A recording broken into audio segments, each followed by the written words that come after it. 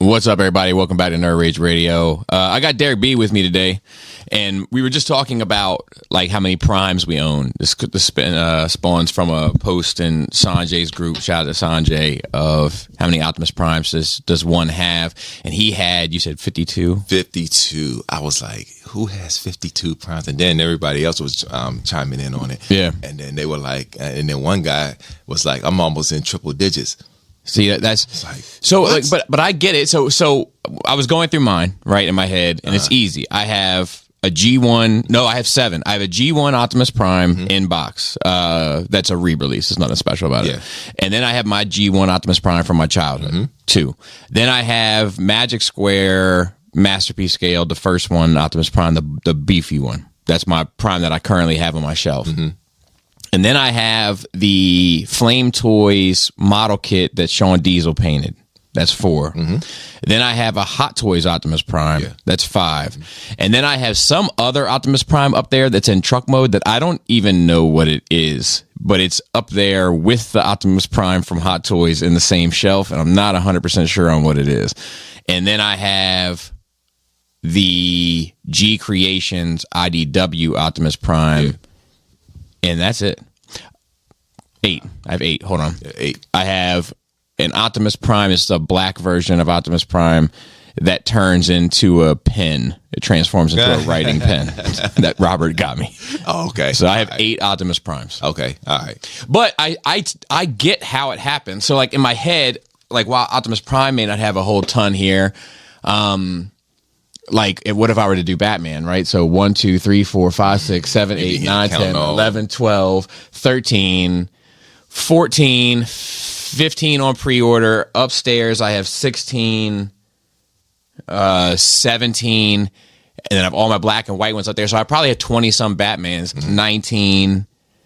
You know, it's just, I don't know why Optimus Prime is I think with, and I got 2 Batman out there. No, you do know why. Because first of all, Optimus Prime is the mainline character. Right.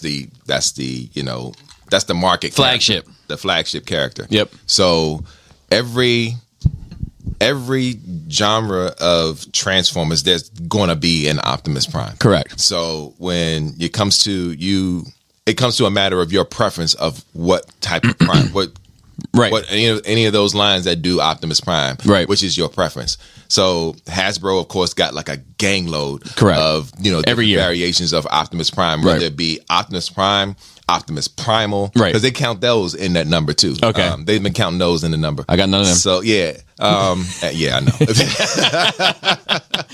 I have a couple Rodimus Primes. Yes, so those got counted. That don't count though. Okay, no, because Rodimus is a whole other category. Well, yeah, okay. So is Primal, but okay. And think about it. It does deserve its own. Rodimus deserves his own category. I agree, but I would argue Optimus Primal does too. Yeah. Yeah, but they're including Optimus Primal. Yeah, no, because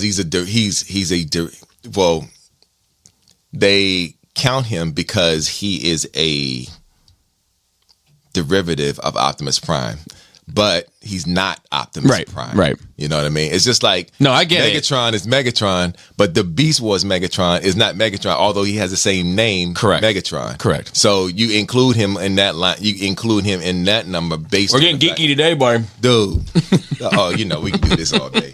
But I was like 52 Optimus Prime. I was like, who has 52 Optimus? And then, like I said, another dude, Trevor. I don't know if you know Trevor. He said he's probably in triple digits. I'm like, yeah, I don't know. Yeah. But I just wonder when I ask myself. I think it's because when I view Transformers, I think for me the whole is always the goal. I don't know why.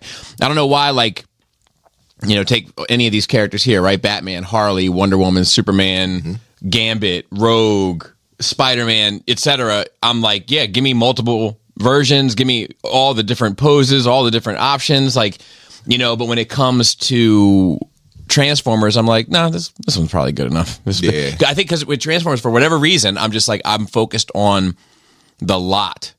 Not the sole characters, with the exception of the Stunticons, but even that is kind of like like, I mean, some like I have like the Magic Square ones, like that Joel gifted me. But I would never have bought those. Do you know what I mean? Okay. And I have like I'm regretting buying 2 sets of those Fans toys now. They're going to be an extra fucking $500. But I don't regret it because it takes me out of the latex category. So because when it comes to wanting to get the ones that originally came out and they don't reissue them, you got to get them from somewhere else or get them from somebody else, and because they're a valuable product, you're going to pay a little extra for it than the original price. It depends on who you're dealing with. So yeah, I just don't know if I needed. I think when they were coming out, I was like, okay, I'm good with spending $600 to $700 for a set of Stunticons times 2. But now that it's like $2,000 for 2 sets, I'm like, yeah, I don't feel as good about this. So I just bought the DX9 set because Show Z just popped it back. Yeah, for the whole set or something, right? Yeah, for the whole set. And I was like, oh, let me go get that. Yeah, they're and good. I jumped on that one. I ain't wait. I was just like, because I was telling you earlier about how I missed out on that Heat Boys Michelangelo. Yeah. That they sent me the notification and everything. It was like, yo, we got it. Yeah, they're a good set. And I slept on it. A couple of hours later, boom, they were gone. I bought a $60 Snarf. Oh yeah, the Super 7 one. Mm-hmm. Yeah, what'd you think of it? It's worth about $15. I believe you. Oh, I'm looking at it. Okay, all right. Somebody else had posted up something about that Snarf, but we've been talking about that Snarf for months because it's Snarf. You shouldn't be paying. Agreed. He should have come with Lino, or they should have sold him with the 2 kids together for $100. They did Mumra and Mama. Right. Why didn't they do Lionel and Snarf that way? I agree. That should have been the thing. But because you know why, right? Why? Because money. Well, of course, it was always money. There's that part. It's always going to be money. But Snarf is a main character. Mama came later. He wasn't considered a main character, and it's like nobody's talking about Mama. They'll talk about Snarf all day long. So, but yeah. Yeah, 2 more the kids. Main character, so you got to pay that main character price. So for the listeners, let me catch everybody up real quick. Originally, we had a very special show planned with a full room. Me, Joe, Brian, and Derek, and we were going to do a Godzilla deep dive because Brian's a bit of an subject matter expert. But all of that, like, what do they say? God laughs at the best made plans. And Andre said, you can plan a pretty picnic, but you can't predict the weather. It all fell apart. Joe got called into work. Chris is on assignment, and Brian couldn't make it. So now it's just Derek and I holding down the fort. And luckily, you were coming up because otherwise I'd have been shit out of luck. I didn't know what I was going to do. Oh, so I appreciate you coming. Oh, anytime, man. So I have a bunch that I'm going to talk to you about because we had the opportunity to. But first, how was your Nerd Week? My Nerd Week has been great. And first of all, let me say, what's up, everybody? I got to get that in. Trademark. That way they'll believe it was me on the show. So, yeah. My Nerd Week's been great. We're wrapping up Last of Us because we just started getting into that. That's good. That was good. Oh, it's really good. We're on episode 5, I believe, and because we're getting ready. They renewed. They gave the green light for season 2. Oh, did they? Yeah, nice. So I'm gonna. We're getting ready for that. Watched Echo the other day. That just released. Oh, the Marvel show. How is it? It was pretty good. To me, it was pretty good. Yeah, I haven't. I didn't watch. What's the last show? I didn't watch Loki. I didn't really care for Loki. I didn't watch the Marvels, the movie. Yeah, and I didn't watch Miss Marvel, the show. We talked about the last time I was on. Yeah, I'm just trying to keep track of all the things I haven't watched. I didn't watch Miss Marvel, the show. Is there another show that has come out before Loki? What If? I didn't watch that. What If? Is there another one that came out? I'm trying to find what the last one I watched. I watched the Hawkeye one, the girl, female Hawkeye. Yeah, I watched Hawkeye that one. Series. Yep, because you got to watch that one before you watch Echo. Okay, I watched that one. Yeah, and then I think that might have been the last one I watched. Okay. All right. So, yeah, Echo is the newest one. It came out last Wednesday. I believe, Wednesday or Tuesday. But they dropped all the episodes, so you don't have to wait. Yeah. It was 5-6 episodes. I watched one episode of Secret Invasion. That was the last show I watched. Oh, God be with you. Yeah. Because that was. Yeah, but backed out. I was like, eh. I watched it twice because I watched it the first time because it was episodic. It was weekly. Right. It was a weekly episodic show, and then I watched them all together. And I was just like, they could have did this better. Mm-hmm. They could have did this way better. But here we are. We talked about the last time how my favorite series that they did was Falcon and the Winter Soldier because it just hit all kinds of points for me. Yeah, that was definitely one of the better ones. I think that's probably my favorite of the Disney Plus shows. Yes. I think the best show they've done is still Punisher. Mm-hmm. That season 1 and of then Punisher. we talked about that too because I actually separated Netflix and the Netflix yeah, rightfully so. from Rightfully so. Disney rightfully because so. they were made under the auspices of Netflix, right? Where there was like no holds barred. They didn't have any type of restrictions. But also, I mean, Jeff Loeb wrote a lot of that, and Jeff Loeb he knows his way around a comic book, so I think that's why some of that stuff. I think that overall, and I have issues with the Netflix shows too. Don't get me wrong, but really, but I think that Daredevil season 1, Daredevil season 2, Punisher season 1, Punisher season 2, in the first half of Luke Cage, as well as Jessica Jones season 1. Yes. I think that those shows are all infinitely better than everything on Disney Plus. Yes, to include absolutely everything. I 1000% agree. Okay, it's funny because you didn't mention. You said Luke Cage first half. Yeah. The second half, it's goofy. I wasn't really. The Copperhead story was great. Yes. The Diamondback story was weak. And Bush. No, he was. It was Bushmaster, wasn't it? On season 2, yeah. Yeah, Bushmaster on season. I like the dude. They used to call me that in the early 90s. What? The Bushmaster. Really? When I was getting loose in these streets. No bull, but that's a flex. But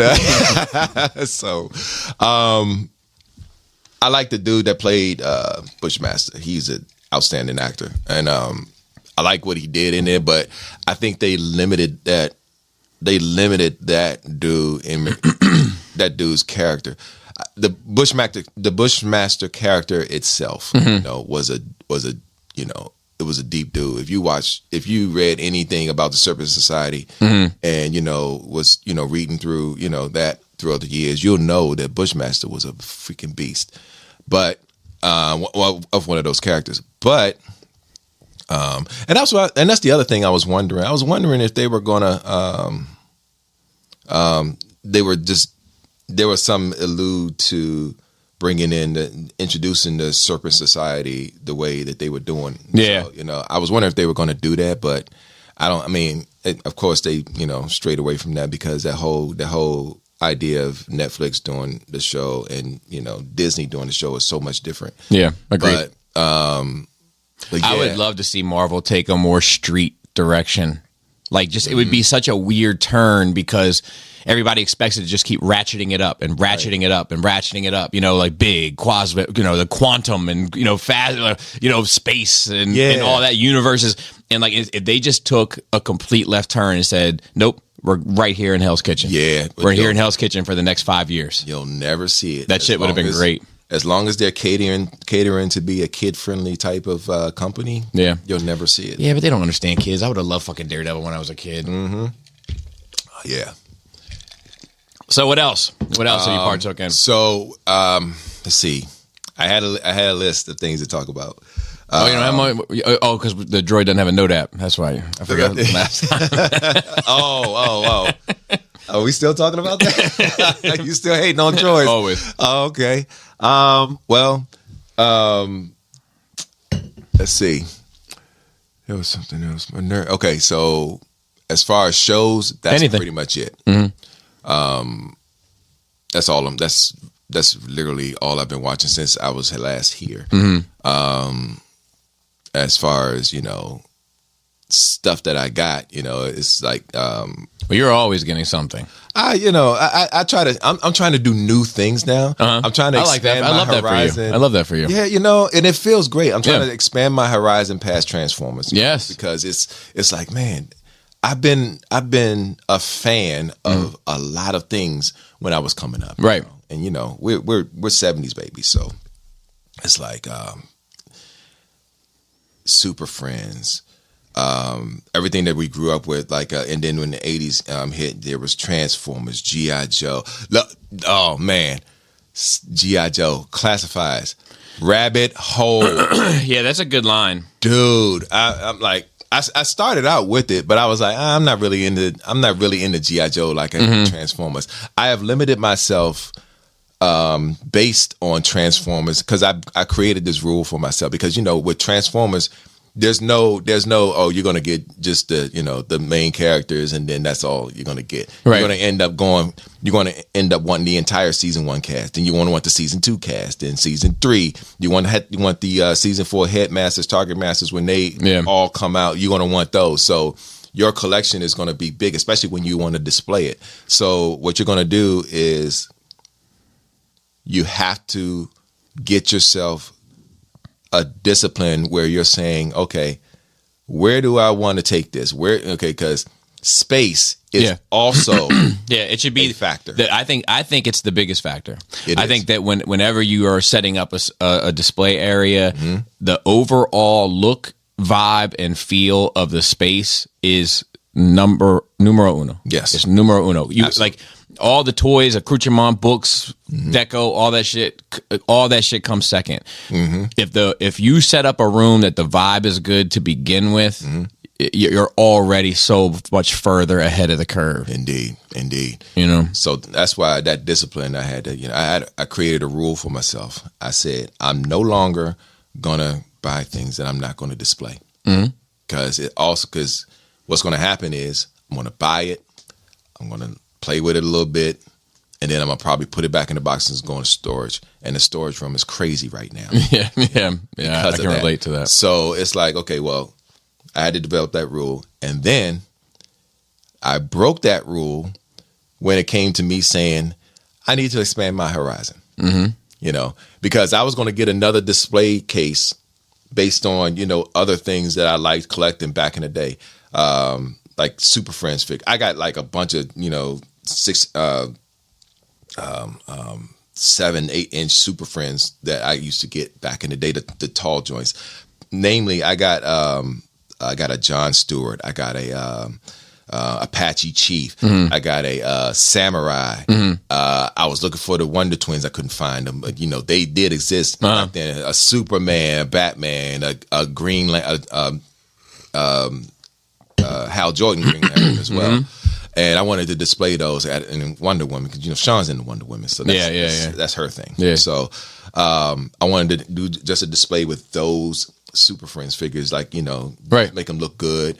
I wanted to do G.I. Joe, and then when they came up with the classified line, I was like, "Oh, that's perfect. I'll just go ahead and do those." I had stopped doing G.I. Joe because it was just like I'm not really serious about this, but the line just kept getting better and better. It's good, better, yeah. So, and then I just heavily went into doing G.I. Joe. Wanted to, I got the His Tank. I went in on that one, the Dragonfly.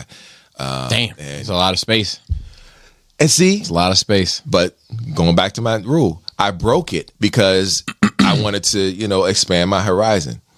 Gundam figures, you already know about that. I'm getting into, the Gundams. I was trying to, get into the model kits. I wanted to do the third party stuff, the Mo Show, the Mix Show, the Cajun, and something that line. But they do the metal builds. So right. I'm heavily getting into those. So I'm steadfast in breaking my rule right now. And it's just like, okay, where does it stop? Because I gotta still be able to display the stuff and before I even display it, think about displaying it. I gotta decide where it's gonna go. Where do I have the space for all this stuff? Because when you overcrowd, your whole vibe for the room changes. Yep.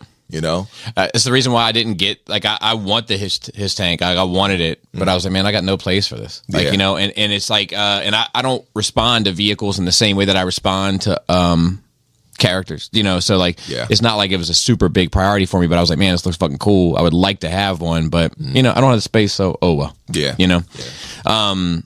I got a bunch of shit that I've been doing here recently. I've actually been consuming a lot of content. Okay. Which is unlike me. But So, in finishing, I watched a bunch of stand-up. I'm not sure if I talked about this last week or not. I can't remember. But I watched the new Chappelle special. Fantastic. What'd you think? It was fantastic. Yeah, it was. But I will say, it wasn't his funniest. It was good and not as funny. Okay. It was almost, there was a fair amount of it. Don't get me wrong. Mm-hmm. There was funny parts. Yeah. But it was almost more philosophical than it was funny. I would say it was whereas before it's 80-20. Mm-hmm. Now I would say it's 70-30, maybe 65. You know what I mean? It was a bit more think about this than it was jokes. But I still enjoyed it. I watched this stuff was like that since the Birdman Evolution or the Equanimity special that he did. I'm not good with the names, but no, he's always had a bit of that. I just feel like the ratio was a little bit heavier on the philosophy end this time. It was. But I did enjoy it. Mm-hmm. I watched the Tom Segura trash. Okay. Trash. I don't even know who that is. Yeah, some comedian. It was recommended to me by Netflix. Okay. Which I have now for a limited time. Oh, yeah. Hold up. Hold up. I thought you canceled Netflix. I did. So last year for Christmas, Pinkerton got me a gift card. Okay. For Netflix. Oh, okay. And truth be told, I misplaced it. And then getting decorating for Christmas and all that shit, we found it. Okay. So we activated it. Okay. And we got Netflix. So I'm catching up on a lot of this shit. Gotcha. I tried Sandman. Couldn't get into it. Oh, I heard about that one. Couldn't get into it. Okay. I watched Jim Jeffries' comedy special. Okay. Pretty good. Not his funniest either, but pretty good. Okay. Let's see here. Oh, I bought a new backpack. So I've had my backpack. I take a backpack to work every day, right? And in my backpack, I keep very limited things. One book that I'm reading. Mm-hmm. One book that I'm trying to read is what I should say. Okay. My laptop, my iPad, my Apple Pencil, my wallet, my earbuds, my chargers, and my calendar. Okay. It's more like a planner. Gotcha. And then an assortment of medications like Sudafed, NyQuil, Dayquil, just in case something happens and I'm miserable. Tums, just in case something happens and I'm miserable. Oh, okay. Just over the counter stuff. Advil, in case I get a headache and I'm out. Oh, you got yourself a scissor. Yeah. I wish. But anyway. I bought a new backpack because mine, I kept closing the car door on the strap. The strap, and it hit the clip, snapped the clip. So then of course it was the one shoulder that I normally use. Okay. So then I had to rock the other shoulder for a while. It was uncomfortable. I wonder if that's how women feel when they would have rocked the purse on the other arm that they don't normally rock the purse on. Yeah. But anyway, so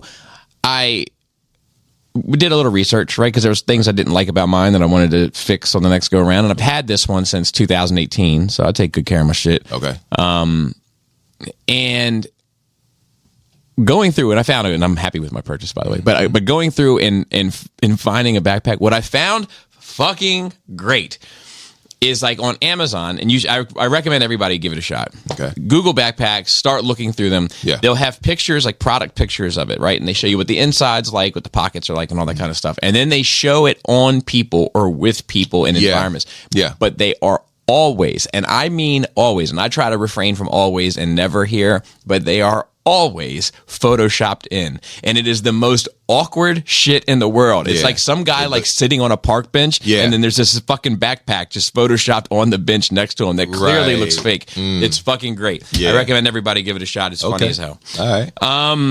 Let's see. I watched the movie on Netflix, Old Dads. Let's talk about it. So here's how I see it. Okay. Take a movie, divide it by 2. Add the quality of Bill Burr's specials, add the charm of Bill Burr, and then subtract the quality of Netflix. And what you're left with is mid-Netflix trash. But I did think that the ending was heartfelt, and I'd like the idea of a middle class family just being happy to be middle class. Like I think about that like in my world sometimes, right? So like I would say that I'm probably technically middle upper class, which puts us right on the border, right? And when I talk to like people, or my wife more so talks to people, and their kids are going to private school, and their kids are, you know what I mean, they're doing this, and they, you know, and like I don't have the money for that shit. You know, and I have no interest or intentions of keeping up with those Joneses. Yeah. Like, it doesn't do anything for me. I'm happy that my kids go to public school. I want shit to be a little rougher for them. I think they've had it pretty fucking easy. Yeah. And I want some corners for them to bump into. Same. But this was a kind of an example of that, where the father kind of was very happy being middle class and content, and mom was not, and liked to play like she was something more than what she was, and didn't seem like she was something less than her peers and all that. And at the end, with them just kind of being happy to be them, I dug that. I did dig that. Okay. But I thought the movie was average. Yeah, that movie kind of pissed me off. Tell me about it. And you know, there was a lot of things that happened in that movie which made me had to. I want to hear it. I want to hear it. Yeah. So, first of all, I'm a Bill Burr fan. Sean's a Bill Burr fan. That's why we watched that movie. And not what we failed to do was take away who Bill Burr actually is as a comedian and try to watch this movie. Because as you know, when you're dealing with a Bill Burr, you're dealing with a unapologetic type of person who, in every scenario, he's that grumpy, happy guy. Yeah, you know what I mean. Yeah, that he you know, complains about everything, and it's just like, but it's funny at the same time. And his humor, his comedy hits hard, especially because when you're watching his stand up, he's like, you know. He's one of those comedians to me that, he's great. That, you know, tells it like it is. Yeah, he's great.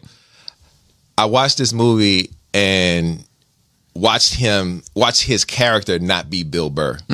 And that's probably the part that I didn't enjoy the most, because he was put in scenarios where he should have just ripped right into, you know, especially the principal of the school. Yo, the principal of the school. Yeah, man, fucking bullshit. Fucking bullshit, dude. And then his boy, the son. Not his son. Oh, his friend. His friend who had the wife who was a bit.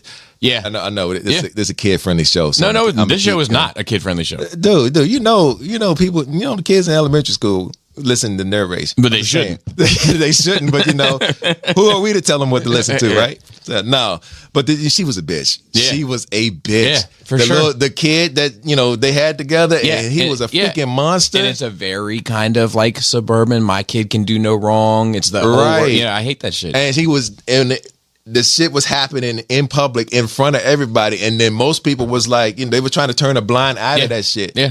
Me, that don't happen. Yeah. And I'm looking at Bill Burr's character, and that shit flying down. I'm like, okay, he about to get into it now. Right. Man. And then it didn't happen. I was just like, so I'm left in, you know, disbelief that, you know, that didn't happen for his character. Now, again, like I said in the beginning, I'm looking at Bill Burr as Bill Burr and not Bill Burr as this character. This character has to change because of you know, what they're trying to convey. Right. So that's the reason why I couldn't enjoy the movie, because of that. If you had seen, like, you don't really see Bill Burr in movies. That's true. You know what I'm saying? It's true. So for him to, you know, and then other than him being on the Chappelle show, you don't really see Bill Burr in anything but doing stand-up stuff. Sure. It's just like, this is actually a good example. It's just like, who's the Spanish comedian? Not the real popular one that's got all kinds of Netflix specials. I got introduced to him too. Joe Coy. Oh, I'm not familiar. Joe Coy, he's done stand up a long time. Yeah. And then he came out with this movie that just recently came out, which is kind of based off his life, but not really.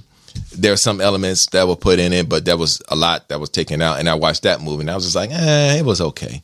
It was just like that too. So and Joe Coy, he's another funny comedian. So that you should check out. So I put it on the list because I could use some. Yeah. So but yeah, the movie was disappointing to me too. So I did want to say something that was funny in the Jim Jeffries stand up. Okay. He said, "Why do trans women never shave their head?"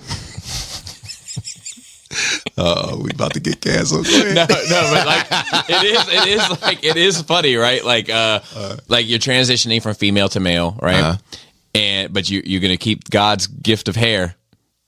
You know what I mean? Like you don't have to deal with that male problem. You know, it's that was funny. And then he said that like certain ones should have to like just to see, or they should just have to shave the middle bit and just to see how it feels. It's pretty funny stuff.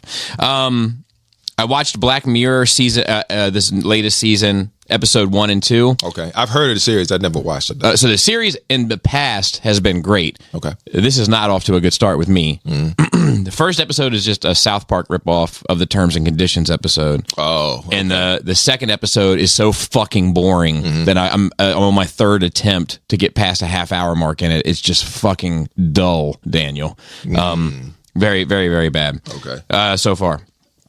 Let's see what else. I watched the Exorcist movie, the new Exorcist movie that came out. I haven't seen it yet. What'd you think? So it's mid. I gave it a 6.5. Did they try to No, it's like no, it's a sequel. It's technically a sequel, yeah. Okay. It could have ended tragically. Like it had the opportunity to end very tragically, and that would have saved it for me. Okay. But it didn't. It took the safe route, saved the main character, did all the stuff it's supposed to do, and as a result, I found it kind of bullshit. But let me say this. I got a question. I'm not right in the head, man. All right. I don't think being possessed matters as much to Protestants. And when I say Protestants, I mean anything of that shit, anything that's set apart. Baptists, all the shit that's not Catholic, right? Or Episcopalian, which is like diet Catholic. Because, did you grow up of a certain Protestant? I grew up in a Baptist Pentecostal church. Okay, that would have been my guess. Yeah. Playing the odds. So here's the thing.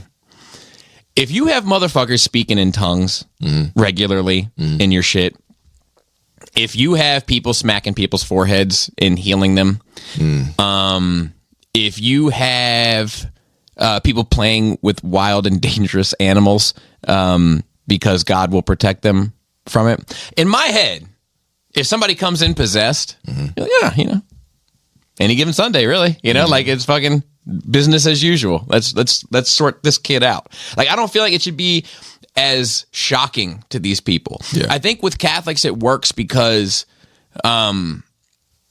Catholics don't the culture of Catholicism doesn't really allow for any of the performative stuff. Like we don't get me wrong, we and I'm a recovering Catholic. I'm not practicing Catholic, but we have our people dressed like Jedis and everything else. Yep. You know what I mean? But like you don't have like somebody just standing up in the fucking pews going, you're not gonna see any type of shit like that. Everybody that's in a Catholic mass is just trying to fucking get to the end of it. You know what I mean? So when somebody comes downstairs and pisses on the carpet and says that they're fucking Satan is inside them, Catholics are like, what the fuck? Where I feel like Protestants would be like, maybe. Yeah. Yeah. But my other question for that, because this was a Protestant family. Okay. Is it cultural appropriation? So I would say this. It's our shit, man. Right. Let us have our thing. Right. You don't see us fucking playing with snakes and shit. Like, you guys do your thing, and we'll fucking do the stigmatas and the fucking, that shit. So those two are definitely different. They're definitely different from each other, and to take on that type of, that's the problem that's probably one of the problems I had when I was coming up in the church and seeing different stuff like that, because again, I grew up Baptist Pentecostal, and I've never been around Catholics at all. So for them, for me to see what I see is unique to my experience in that particular, in that particular realm, if you will. Yeah. So when I learned what Catholicism was, and all of that, and to see all that different stuff, I was like, man, y'all wildin'. This is we got our own shit. Yeah, that's. I said, okay. So to see it happen, to see stuff like that occur in the Baptist community, I'm just like, yo, y'all need to stop. So I think I saw Baby J stand up also on Netflix. Dog shit. Baby J. Yeah, trash. All right, so a couple more things.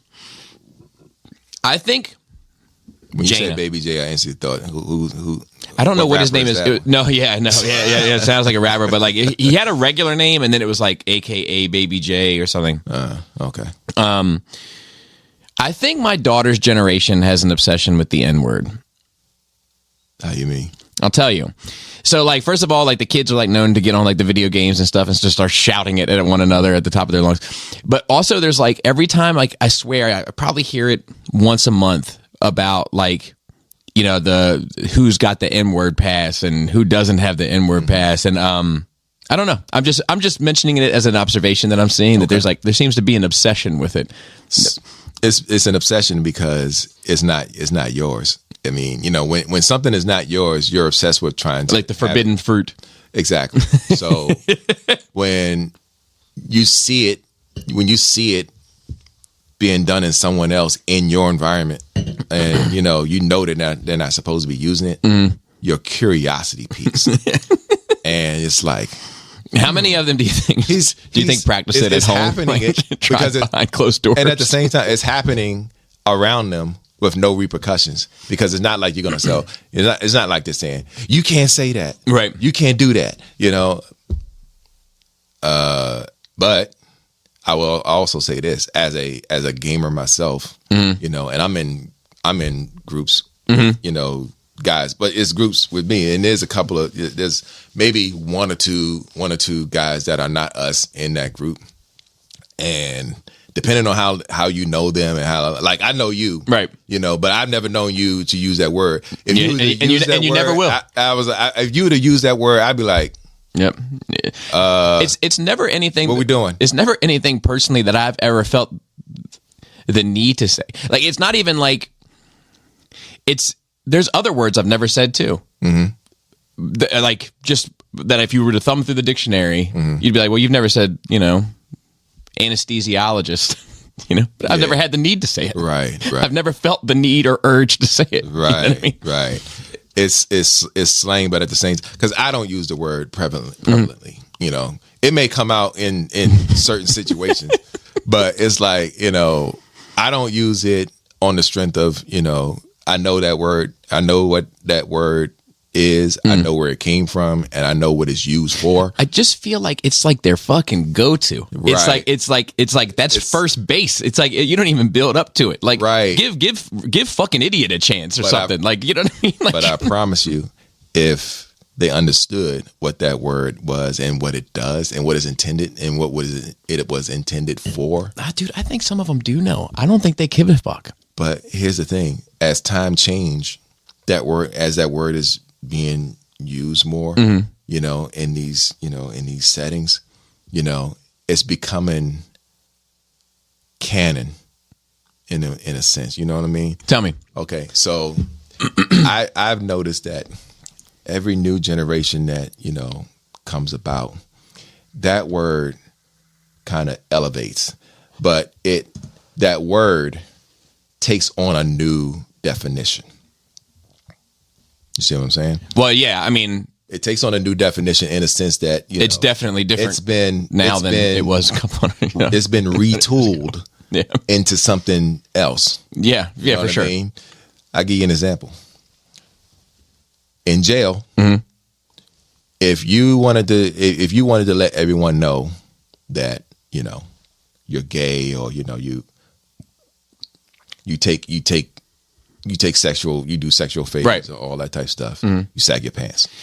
Yeah. Now, what is that? I've heard that. Yeah. Okay. But I've never seen it. And I got to be honest, I've known plenty of people who have gone to jail, and they have never co-signed that shit. So, but I've seen the meme. I can co-sign that for you. Uh-huh. I'm not telling you. I'm not going to sit here and tell you and give you a history of where I've been. Right. But at the same time, I'm telling you right now, that's where it originated from. See, because I would argue, and I got to stop you there, because like when I was growing up, a lot of people had pants that were too big because they were hand-me-downs from older brothers and shit. Okay. So when you wore them, it didn't matter how fucking you went to the last notch on your belt, your fucking pants were bigger. And I understand that too.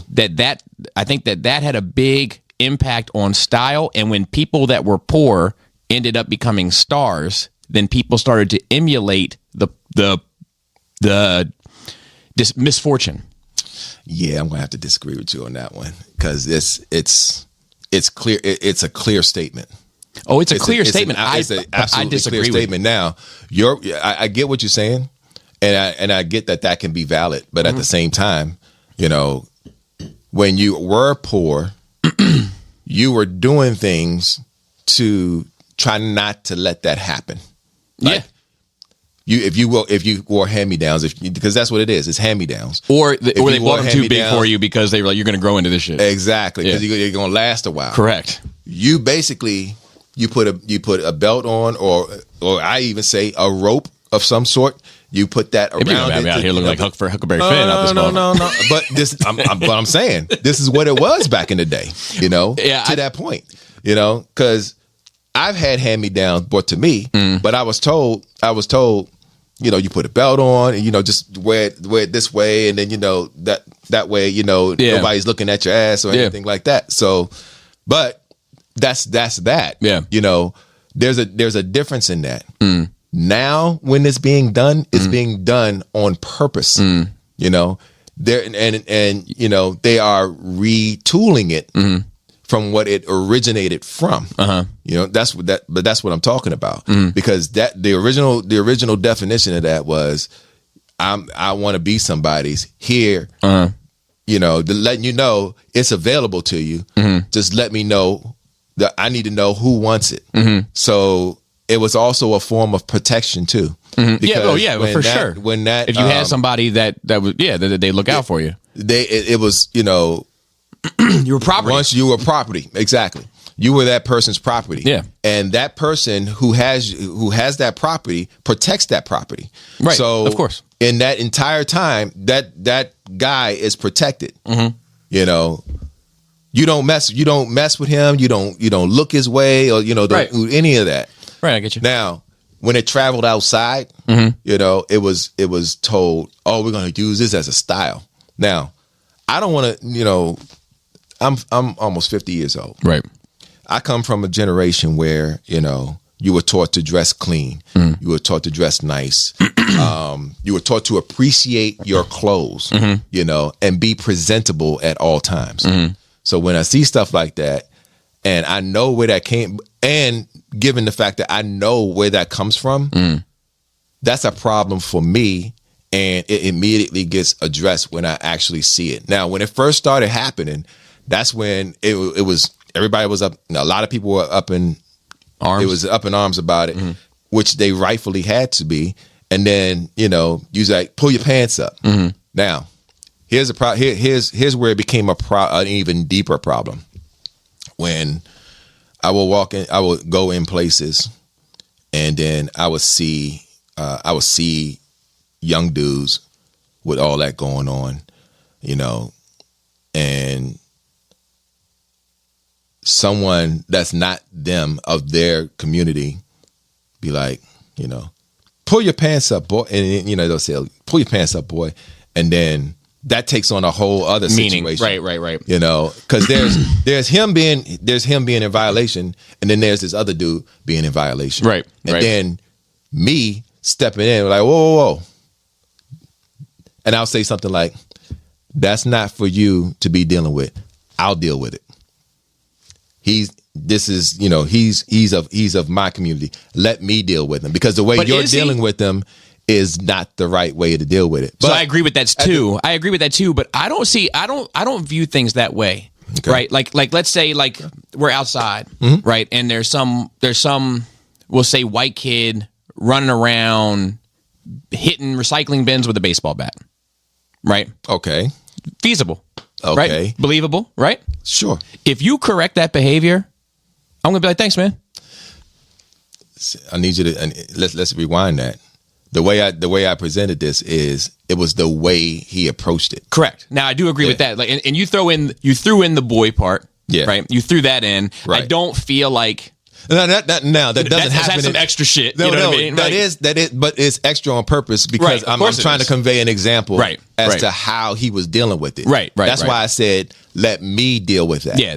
But versus like, you dealing with it because you're dealing with it incorrectly on two fronts. But I don't see some white kid out here and assume that's part of my community. No. Okay, but, all right. I get that. Okay. No. Okay. I'm with you. Okay, cool. I'm with you on that. Cool. I'm definitely with you. Okay, good. But what I'm saying is, I'm explaining that particular scenario. Right.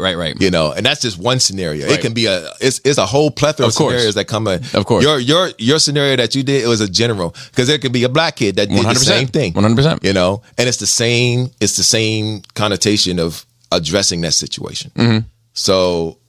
Yeah, no, I get exactly what you're saying. Cool. But I'm just making an example of how it was done. So got you. So we're clear. Yeah. But yeah, it's the way you're being dealt with versus the situation being dealt with. Mm-hmm. You know, I agree. There's that. Now that's why I said it. That's why I said it like that. Mm-hmm. But to your point, in a general situation. You'd be like you're agreeing with that person in the way they're trying to deal with the situation. Hey man, pull your pants up. I don't want to see your ass. Well, but that's a general thing for sure. Yeah. If you think about it though, like none of us wear our pants where people did in the 30s. You know, motherfuckers. You know what I mean? Like, belly buttons. Like why I I'm like, you know, so like shit does. Like, how do y'all wear y'all clothes like that? You know, we don't understand it now. It's just like, and it's just like when young people, when we tell them things, why do y'all do this? Because we did stupid shit. And they look at us and like, yo, why did y'all do that back in the day? Like, but I do think wear used jeans. And, and they're doing it now. It's just like, and as soon as we explain it, cool. And then now they're doing it, and it's just like, okay, y'all doing it, y'all wilding when y'all do it. Exactly. Just take it to the extreme, So. But it's cool. They ain't hurting nobody. But at the same time, I don't want to see your ass one. Yeah. So my kids had some funny stuff this week. Okay. My baby said two things that I found funny as shit. Mm-hmm. One was she just randomly said, "Am I Jewish?" And I was like, "No." And she was like, "I got dark hair." And I was like, "You do?" Okay. She's 7. But so is your oldest. 100%.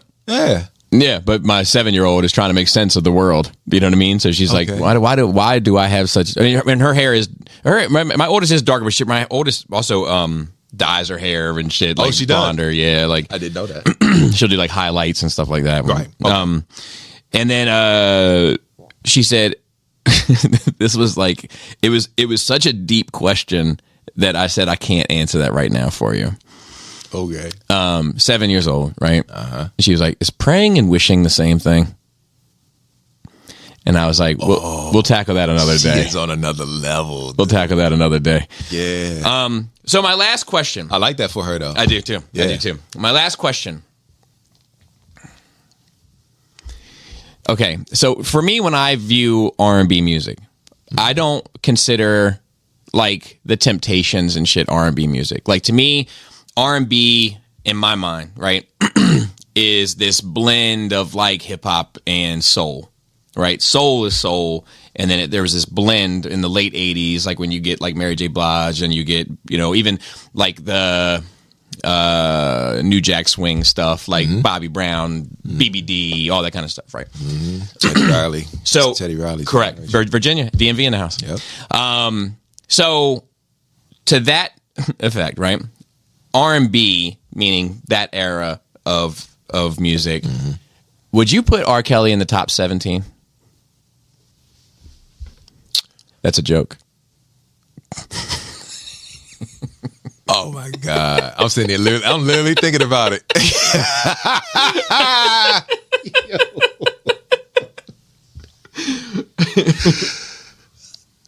Yo. Yeah, edit that out. If you will. I saw recently speaking of Boba Fett. Oh, fuck, dude. Oh, I think you got to see this. And then we can get back to it. Okay. But it's this little video on it's like an AI thing, but it's with Obi-Wan Kenobi talking about Jango Fett to Luke. Here it is. Watch out for that vicious bounty hunter Boba Fett. Did I ever tell you I fought his dad? He was hired to assassinate a senator me and your father were guarding. We kept bringing her around open windows and public areas in order to draw the would-be assassin out. Because we knew he had too much pride to just shoot her from long range. He had used his payment to hire another bounty hunter to kill the senator for him while he sent us on a wild bantha chase. Also, the second assassin used her payment to buy a robot to assassinate the senator for her. Did I mention the second assassin was a shapeshifter? She could have been a good friend in disguise and just shot the senator for all we knew. Then the robot used its payment to buy poisonous bugs to release into the senator's room while she slept after lasering a hole through the window. It could have just lasered her too after that, because we weren't watching her at all, but it already bought the bugs. So we sensed the hostile life forms, not the robot, in the room and rush in and save the senator in the nick of time. Then I jumped out the window to chase the robot back to its owner. Luckily, it didn't have a self-destruct function. Then we found the second assassin and chased her across the planet and caught her when she tried to kill us, instead of shape-shifting and escaping. But to our surprise, Jango Fett was watching the whole thing instead of going to kill the senator while we were away chasing the bugs, chasing the robot, chasing the shapeshifter. He shot her with a poisonous dart instead of sniper blaster, and only her instead of shooting all of us or blowing all of us with a rocket or something. Then he escaped with his tiny jetpack. Luckily for the senator, my good friend Dexter Jetster owned a 50s diner on Coruscant that had Republic secrets on the menu along with cheeseburgers and malt shakes. We found the assassin and Mace Windu, killed him later right in front of Boba, and he was a good friend. Wow. So how did you get involved with BotCon? So I got involved with it. Well, first of all, I've been going to BotCon for a number of years. It's not really a flex. You know. That's why we use it. Okay. It's like I have a 2-car garage. Yeah. So yeah, but we been going to BotCon for a number of years, and just gotten to know a lot. That's how I actually got to know a lot of people in the community, because in our collector community, because I was going to BotCons before I was going to TFCons. Right. So, over the years, we got to know the people that actually ran it from Publications, and this was Brian Savage and all of them. I've had several conversations with them. During what have they time. been like? Those conversations. So, I mean, there's some sketchy history with all that crowd. So you gotta understand, when you're conducting a business, mm-hmm. you don't sit down and pal around with your customers. That's just business. Pal around. So as showrunners, that might be the you don't sit around and sit and have dinner with the people you're trying to get money from, right? And you don't try you be friendly, sure, you be friendly, you polite. Be courteous, polite, all that, but you don't reveal the secret to the sauce, and just telling them how you came about all this. So when I'm having those type of conversations with them, they're not revealing anything to me. They're just telling me that they're fans and all that type of stuff. And that's the thing, and that's another thing that bothers me with people that run these conventions. They talking about this is a fan run convention. Mm-hmm. I've never liked that term, because if it's a fan run convention, then why are fans being restricted from knowing about this or doing this or being able to do certain things? I had an example in my mind, but it just left. Away. But yeah, if you're a fan run convention, why can't you tell me about where this originated from? Mm-hmm. Why can't you tell me about where this is going? Mm-hmm. Because you're not a fan. That's like me coming up to somebody and say, "Yeah, I'm a huge Star Wars fan.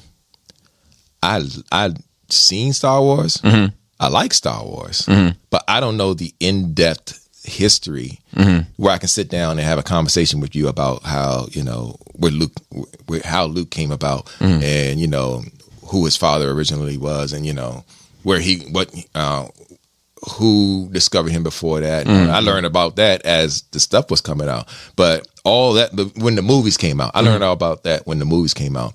But as you know, mm-hmm. as a true Star Wars fan, it's once was once a fan. It's only a handful of people I know that are actual true Star Wars fans. Gort is one. Yeah, for sure. If I go to Gort, that dude knows it inside and out. Right. Esteban. If I go to Gort and ask him about anything Star Wars, he knows it like the back of his hand. So it's like me with Transformers. You come to me and we have a conversation about Transformers. I can tell you everything there is to know about Transformers, the deep, rich history. I can, despite all the different, iterations that came out, I can literally tell you about a great majority of it, mm-hmm.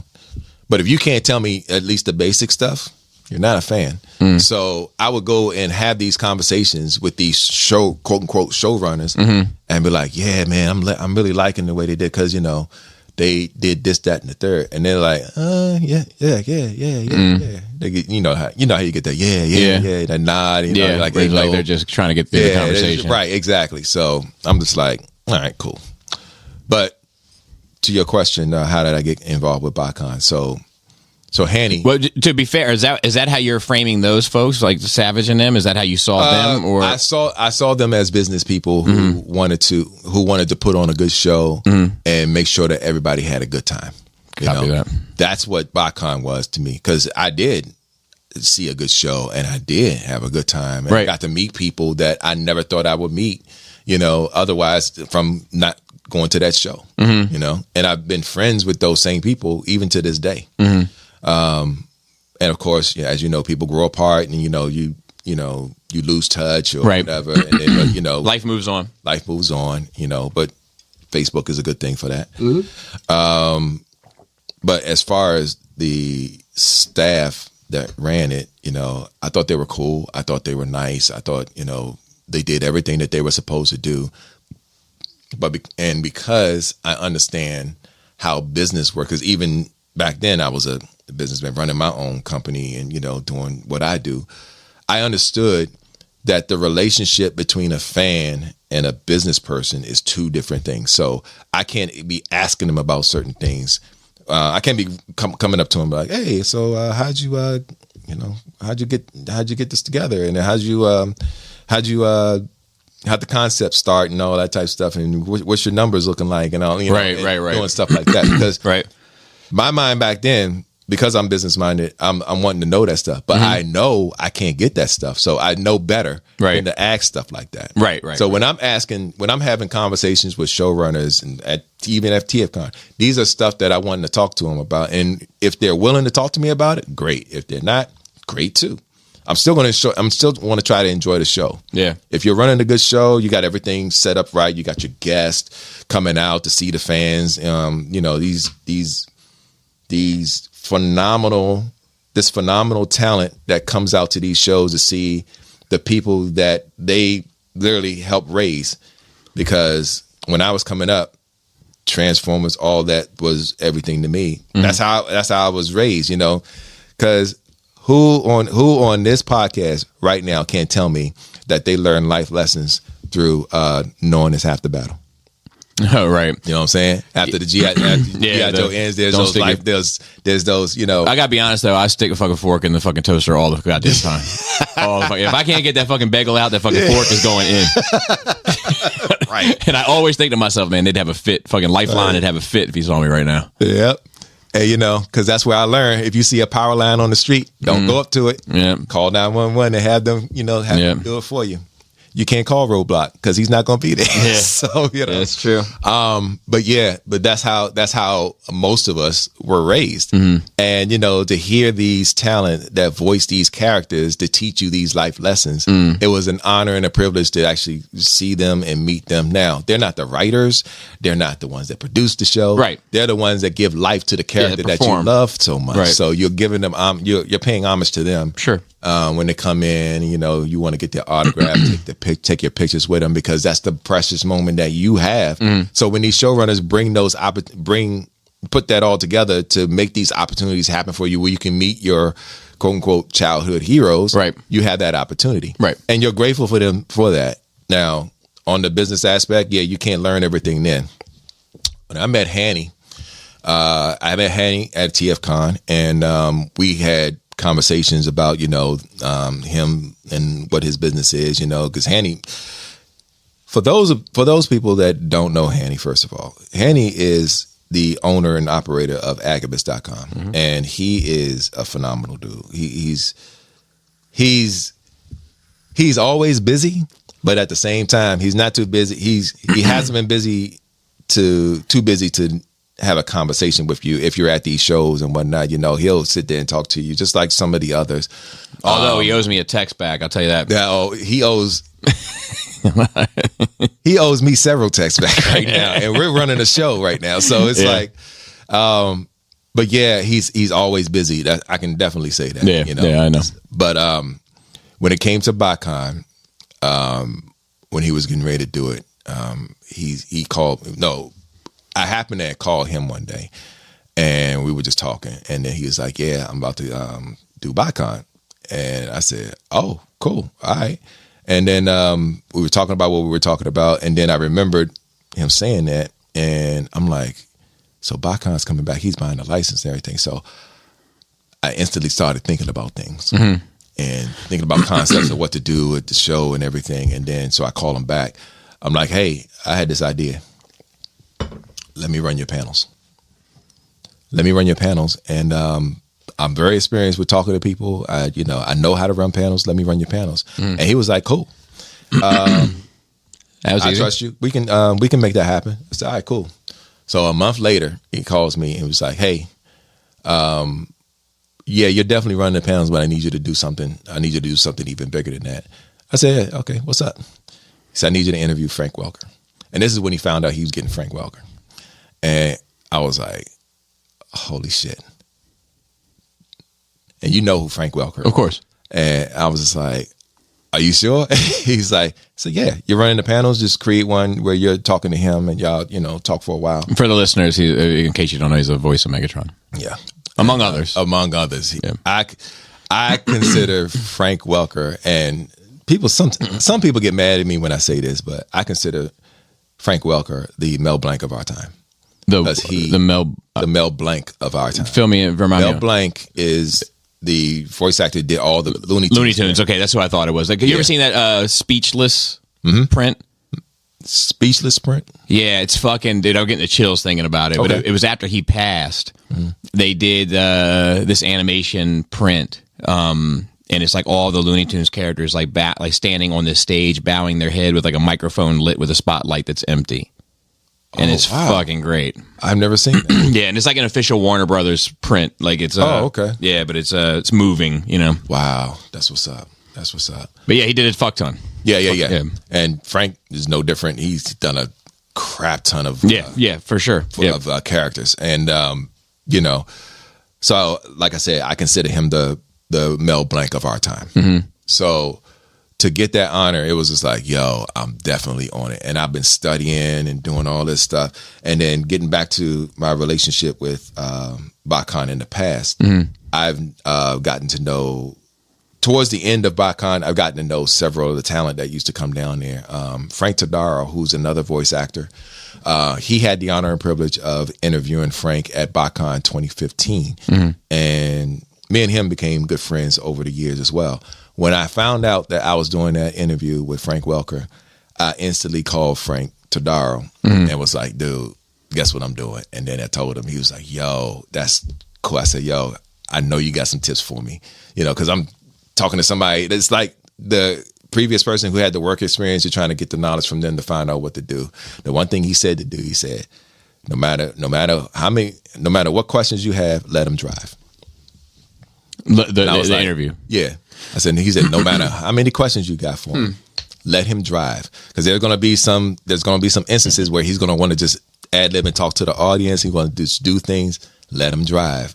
If you do that, you're going to enjoy the entire interview. I said, okay, cool. So, don't do it the regular way. Let him do whatever he wants to do, but kind of, keep the reins in at the same time. Did you get to still ask him all the questions? I did. Okay. I still got to do it. And also I got to let him do his thing like he normally does with the crowd, just, engage in the crowd. Sometimes I watch interviews with people that are like really, like their presence is a domineering presence, and they take control. Yeah. But then the interviewer, I don't feel like never gets it back. And then sometimes when I'm watching that, I'm like, man, like I still want to know some shit here. Yeah. You know what I mean? Yeah. So I'm glad to hear that at all. Yeah, I'm glad. I got to do everything that I wanted to do with him, plus let the audience do their questions and his own added stuff. Exactly. So Cool. I mean, it was. I wish we had that up on because when we did that first BotCon in 2022. We didn't have a lot of audio, video recording, all that type of stuff. I mean, there was people that recorded it. Right. But, but to me, it went off like a hitch. And then he complimented me after when we had a thorough conversation about the whole thing. He said, "You did absolutely great." He signed a bunch of things for me. I was just like, it's cool. We just literally vibed out, took pictures, and it was just a great experience. And so after that. I basically proved that I can do everything that I said I was going to do. I ran the panels that weekend, and then after the show was over, Henry and I had another conversation. He was just like, "You want to keep doing this?" I was like, "Yeah, I want to keep doing it." So the next year, I did the same thing. I did my whole thing with the main cast and all that type of stuff. And now, but there was a different caveat that happened last year because.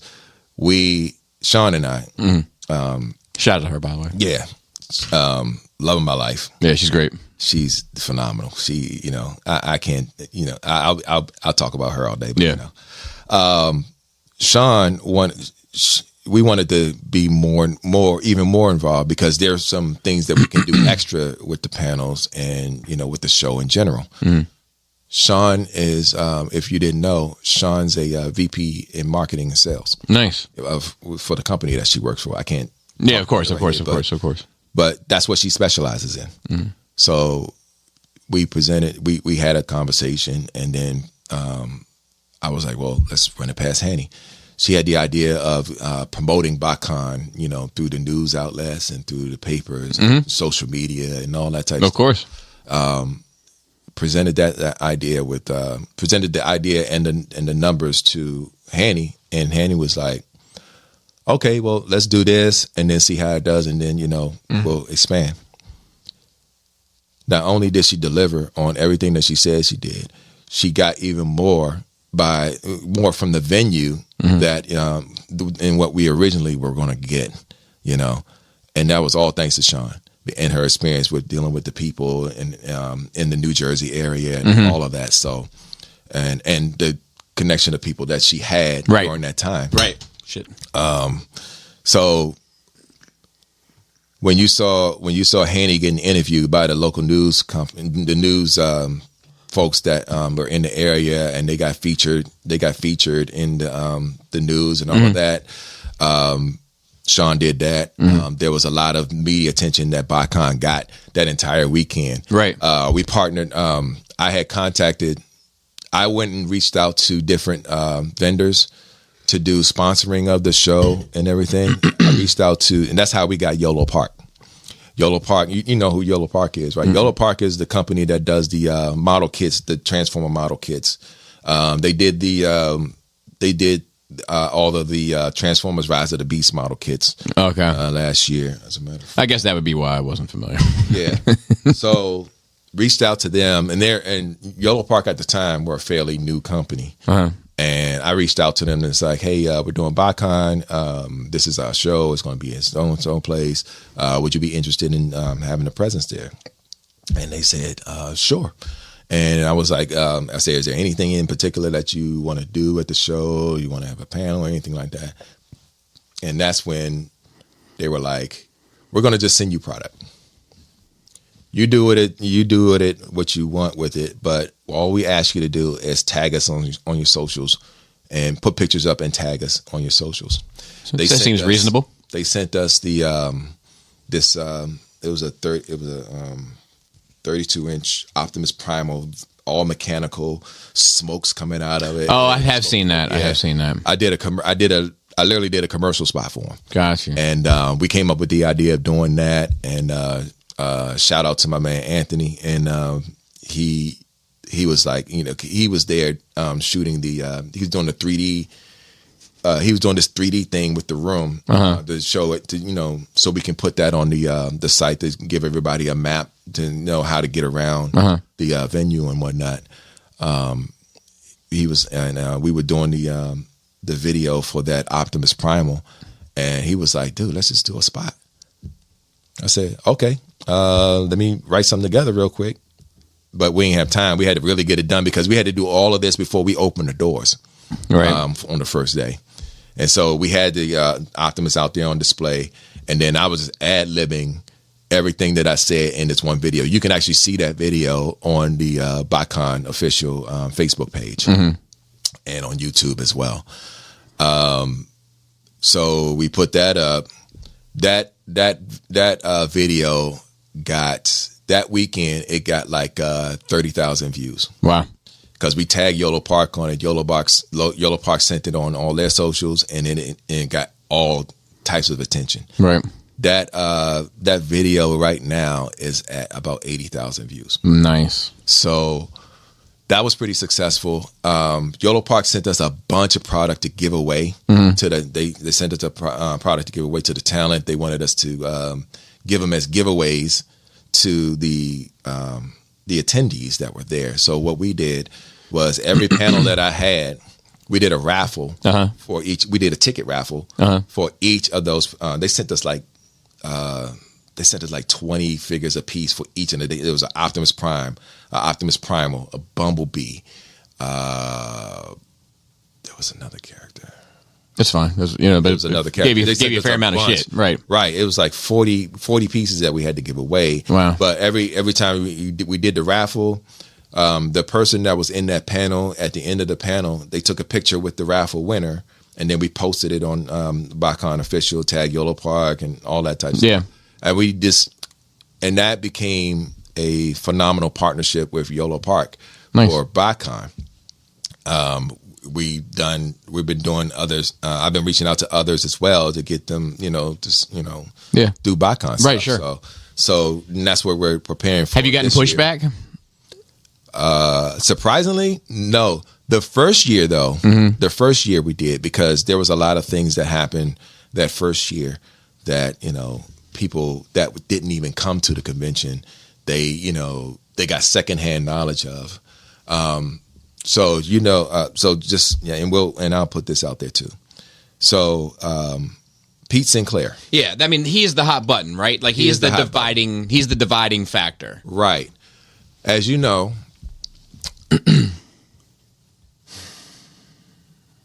I'm going to tell this story, but I'm going to frame it so I don't get in trouble for telling this story. Okay. So you have Hanny who purchased the BotCon name, right, to so he can run the conventions and do all of that. So Fun Publications dwindled down, and they went debunk, and they basically Hasbro terminated their relationship with BotCon because they wanted to run their own convention at the time. This is, and if you remember, 2017 they ran HasCon, yes, which took place out in Rhode Island. They terminated the relationship with Fun Publications because they felt like they can take it on and run their own convention. Right.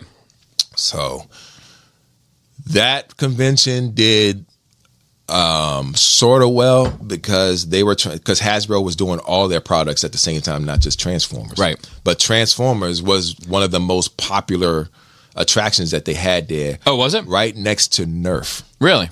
Yeah. Star Wars did okay. Well, no, but I would have. My guess would have been Magic the Gathering and Nerf. That would have been my guess. Yeah, Nerf did phenomenal. Yeah, they always. You should have seen the layout they had out there for Nerf. They had, the kids can get in. They had like an arena type setup. It sells itself. Dude, yeah, it was really nice. Yeah, I got in that mug, man. It's just shooting Nerf guns. It was that much fun. They did that's also the year they came out with that combo collector pack where they had Transformers, Visionaries, all sorts of it was the Revolution line, the Revolution was that like the shared comic line that they had, the shared universe idea? Okay, yeah. And they did the toy kit, and they came out with that. People were excited. They're going to relaunch Mask, right? Yeah, they did all that. But as you already know, that that didn't do so well over time.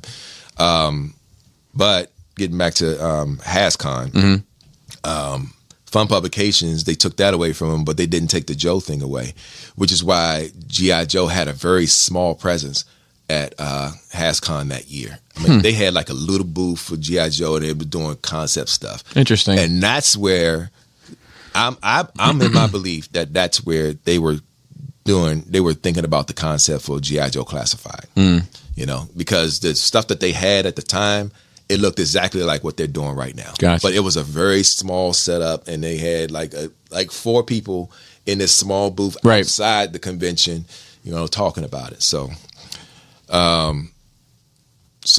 as you know, Fun Publication held on to JoeCon, and when they did that a couple of years, I can't remember if they're still doing it now, but fast forward to 2021, Hanny buys a license for BotCon through Fun Publications, and it was open, so he bought it. He meets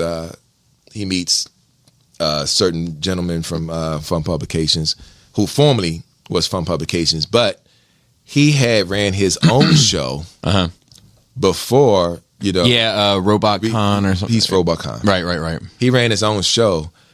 He had took on the merchandising license for BotCon, which was not owned by Hasbro. It was owned by Fun Publications.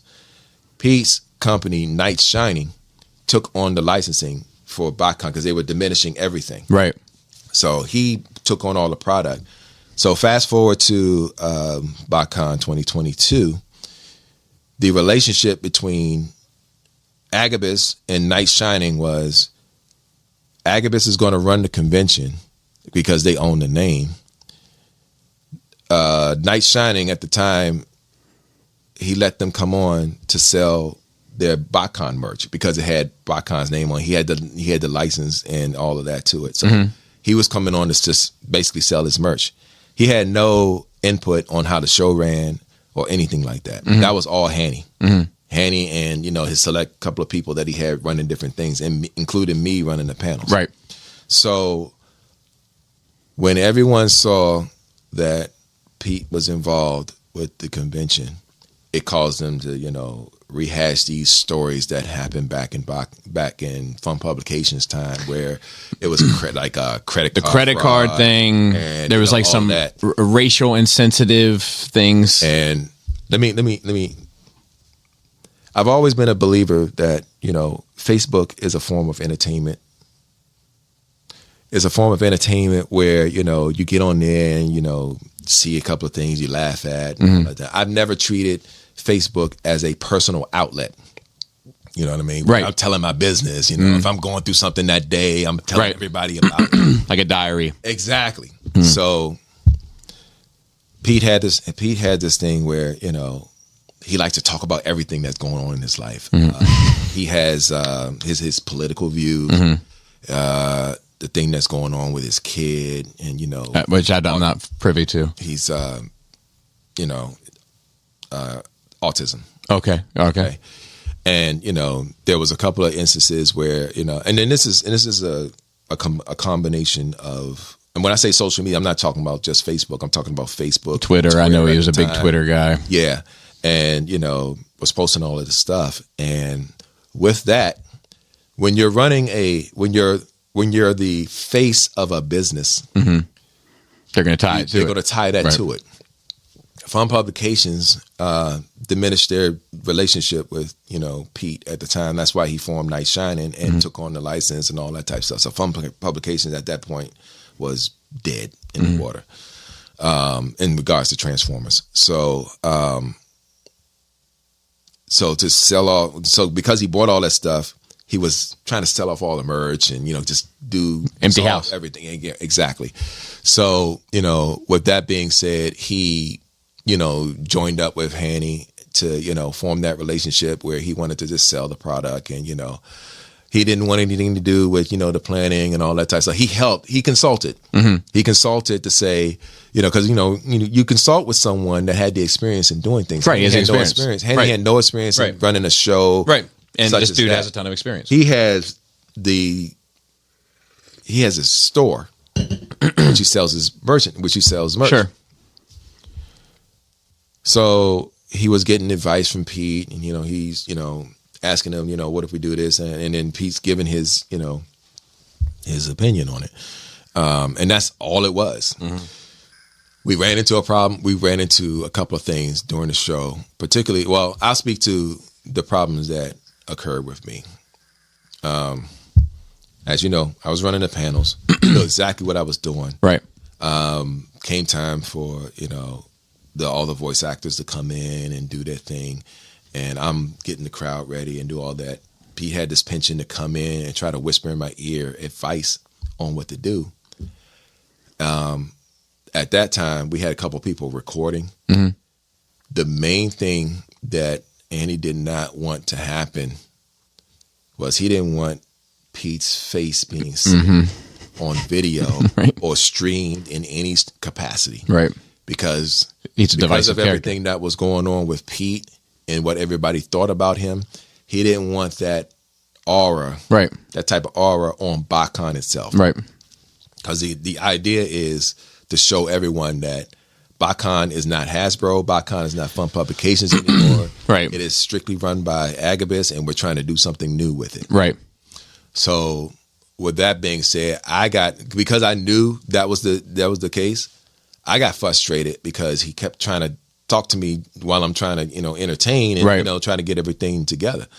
So it caused me to, almost kirk out, and none of y'all have ever seen me mad or, angry or anything like that. But it almost took me out of my element, and it almost ruined my, my debut as a panel runner and all of that type of stuff. Right, and the bigger picture.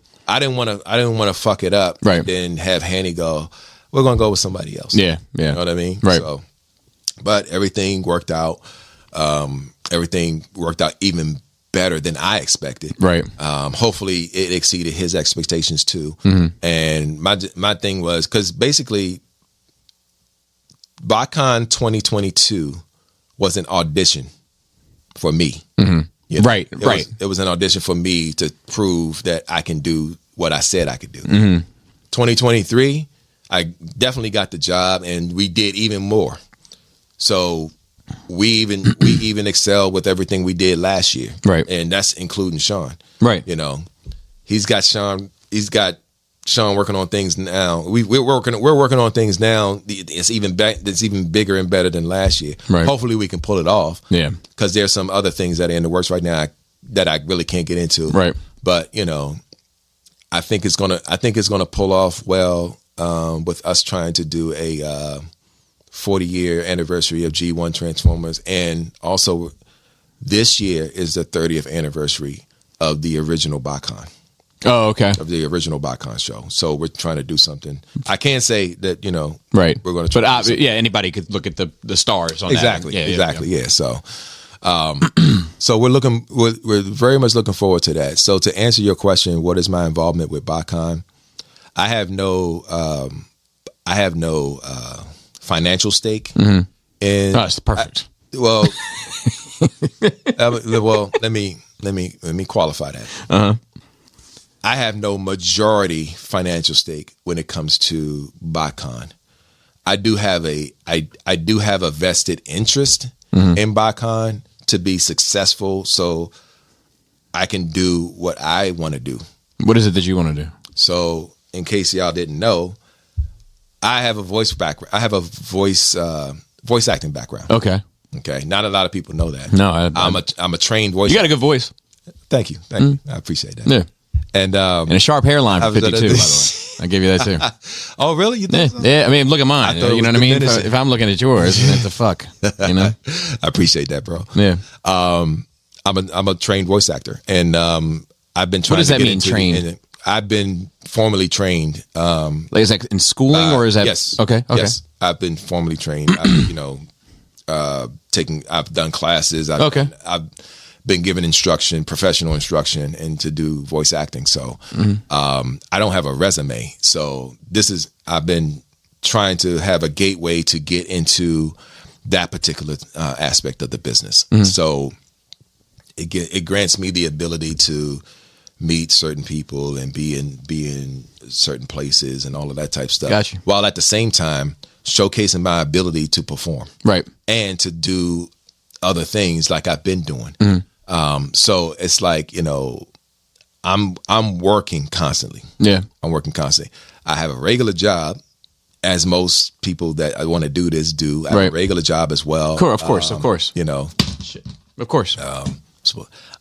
I'm supposed to be at work right now.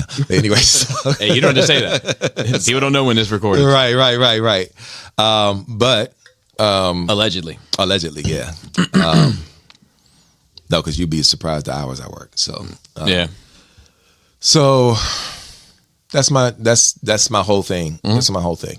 And I want to be successful, as anyone does when they want to do something. So you think it's the networking that might put you in a better position? Sure. Yeah, networking does tremendous things for a lot of people. No, of course. It's all who you know. Exactly. It's 100% who you know. It's unless you're fucking Michael Jordan or somebody. You know what I mean? Unless you're like the cream of the crop. Exactly. It's all who you know. Exactly. And then, I'm not there, but at the same time, I want to be in a position where I can thrive. Yeah. As a person and as a person overall. Yeah. As a professional, I definitely want to get there. You work with Eric B on like the third party stuff, right? Like, how does that? The panel. How does that relationship unfold? First of all, that's my dude. Of course. Shout out to Eric. Shout out to Eric. Shout out to the Realm.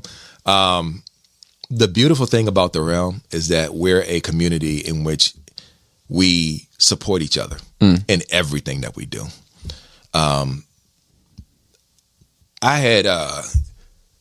We had a rough time getting organized at BotCon 2022. And, first of all, we encountered an issue where the product that we had to put in displays and everything, it came late. It got shipped late. And then when it did ship late, it got shipped to another hotel that was literally the same hotel chain, but it was shipped to another hotel. We had to go get it. Murphy's Law. And then some of the items came in damaged. That X-Transbot, we had that X-Transbot hotspot at the time. Keith had sent the prototype, but it came damaged, so we had to literally fix it, put it together using like what we call alien tape to put it together. Shout out to Eric B and shout out to Jason, who they worked together to get everything done in the display cases so we can put them out on the floor and everything. We had to get we didn't have any slide decks to show the right and all that. It was a disaster because it wasn't organized well. So Eric came on because I was like, yo, can you help me do such and such and such? And he was like, yeah, no problem. Right. And he had his whole family there. So his whole family was supposed to just enjoy the show. Sure. They were supposed to just have fun there and, go out and see the sights. Because, we were in Nashville. So, it was Eric will put himself to work anywhere, though. Like, I will tell you that about it. Like, he does. I remember at being at a wedding with him, and, we're guests. And look, when I host. Yeah. I work. When I guest, I guess. Yeah. Yeah. You know what I'm saying? I know. Eric does not. Eric is on full time. Like, and he was setting up chairs and shit for me. I was like, man, like, you know, you better get a 30% of somebody's check. Yep. But that's the caliber of a man and an individual that Eric B is. Yeah, for sure. He's phenomenal in every sense of the matter. When it came to that day, I had asked Eric, can he help me, you know, just do things? And then, you know, so before the show started, he would walk around with me, and then, you know, we would be asking Hanny about different things. When it came to the third party panel reveal, I mean, he went in and was like, you know, just trying to do things, and I was trying to do the panel itself, right? But we didn't get all the stuff in time. And what Eric did was just talk to the audience. Mm-hmm. I was just like, yo, while I'm working on this, can you just talk to him? Yeah. And that's what he did. Mm-hmm. And I saw he was doing that. And then, you know, I basically just let him Eric work loose, let him work. And then, you know, we went to the reveal area where they revealed, we had to do this whole unveiling of the products and whatnot, you know, that he had talked about in the actual panel. Mm. And yeah, I mean, everything that was successful in regards. I didn't understand that. Shit. Fucking droid, man. Yeah. No one that bitch didn't understand it. Right. Anyway, but no, Eric did a phenomenal job that whole weekend with us. And, you know, dude, when I have him out for parties or gatherings now, like when Laura and I are like handling logistics beforehand, because there's a lot of planning and shit, you know. I always just say, look, just hold off on the floors and we'll have Eric in a day early and just leave the vacuum out. Wow. Oh, he gonna get you for that, yeah. He gonna get you. He knows I'm fucking around. But yo, I'm actually usually irritated that he doesn't come in early because I'd like to show him around a bit. Okay. Usually like a Friday guy. Yeah. You come in a day early, I can really show you the town. You know? Okay. Yeah. But anyway. But, you know, like I said, he had his whole family there, and they did what they wanted to do. But, you know, he was cutting himself away from his family. You know, right. He had his wife and his kids there. It was a family thing, but he was working. I felt bad about that. And you know, that dude irons his clothes too, like on a daily basis. Mm-hmm. Like I gotta give you know what I mean, that's a different level of dedication. I don't know anybody that irons no sleeve shirts, by the way. I was just saying.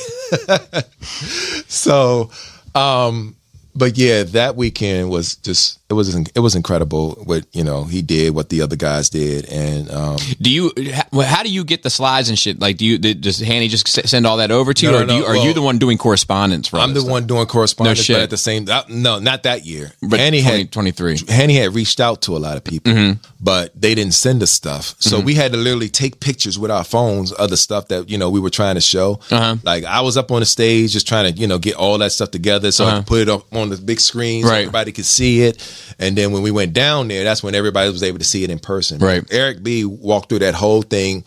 Eric B studies. He's a student of this, and he is very knowledgeable when it comes to the companies, the product, and all that. He can explain it, and he can explain it up and down, back and forth. Once he knows what it is, and is able to look at it, study it, and all that, and that's to his credit, because he did all of that before we actually did that panel. That's why he was able to articulate it the way he did. And when that whole thing was over, I was just like, dude, this is what you're doing. Right. This is what you're doing now. He didn't know to the extent of what I was talking about, but 2023 came around. The one thing that I did make sure, I said, Eric B is running the third party panel from now on. Yeah. If we do a BotCon and he can come out, he's going to do the third party panel. So every year, God willing, if he agrees to it, his wife agrees to it, he will be doing the third party panel. You will see him doing everything. Last year, oh man, he was incredible. Him and Sean, we had a better response from the companies the last BotCon than we did in 2022, because we got to really just directly talk to them. They sent us slides. Right. Sean got all the content, put it in a PowerPoint like you're supposed to. And then Eric was able to, you know, he didn't even see it before he had to go live with it, but he did it like it was like he did it like he already saw it. And, you know, he explained he was able to go through everything with it. So I was just like, yo, this dude's a pro. Yeah. He's a freaking pro. So Eric B does all the third party stuff from now on. So and as far as the rest of BotCon, it's amazing because of the Realm's the Realm of Collectors presence in 2022. The Realm got to do a lot of things at BotCon at 2023 that really made BotCon as an entity notice. So shout out to the Realm on that one. Chris, Dust, all of them that put things together. They had their own panel last year, and they did it. Are you talking about Chris Pinkerton? Yeah. Alabama man, Alabama file. He's quick, he's strong, he's active. Shout out to the Banana Man. Yeah, dude. The banana presence last year was incredible too. So, I'm talking about his outfit that he wore. Oh my God. He breaks them out. Man, ain't nothing like a Chris Pinkerton outfit for a show. But I appreciate you sharing all that and giving us a little insight into it. And I think a lot of our listener base is kind of interested in that sort of stuff. So thanks. Oh, no problem. I'm going to read off some of these Golden Globe winners. Best Picture went to Oppenheimer. Not mad at that. I haven't seen it yet. Not mad at that. It just keeps Wait, posting that same hold thing. on. Yeah. Oppenheimer. Was maybe I saw a different type of clip. Was Matt Damon in that too? He was. Okay. Yeah. He plays like a military guy. Gotcha. Okay. So I saw the clip that he did, and that made me want to. I was like, "Yo, what is this movie?" Yeah, it's good. It's good. I just bought it on. On 4K. Damn. I try to support good movie making, man. Like I bought. If they put Tetris out, I'd buy that too. I bought the 3 best movies that I saw last year, and I would buy. So my number 1 is Tetris, and my number 2 is Oppenheimer, and my number 3 is Super Mario Brothers, and my number 4 is I Want to Dance with Somebody. But that I might be biased in that. Whitney Houston. Yeah. Okay. So, but I'm gonna buy that one too if I can. Okay. And I haven't even seen that yet. Yeah, but like she has a special place in my heart. Like it's everybody. Yeah, sure. Yeah. If you didn't watch, look.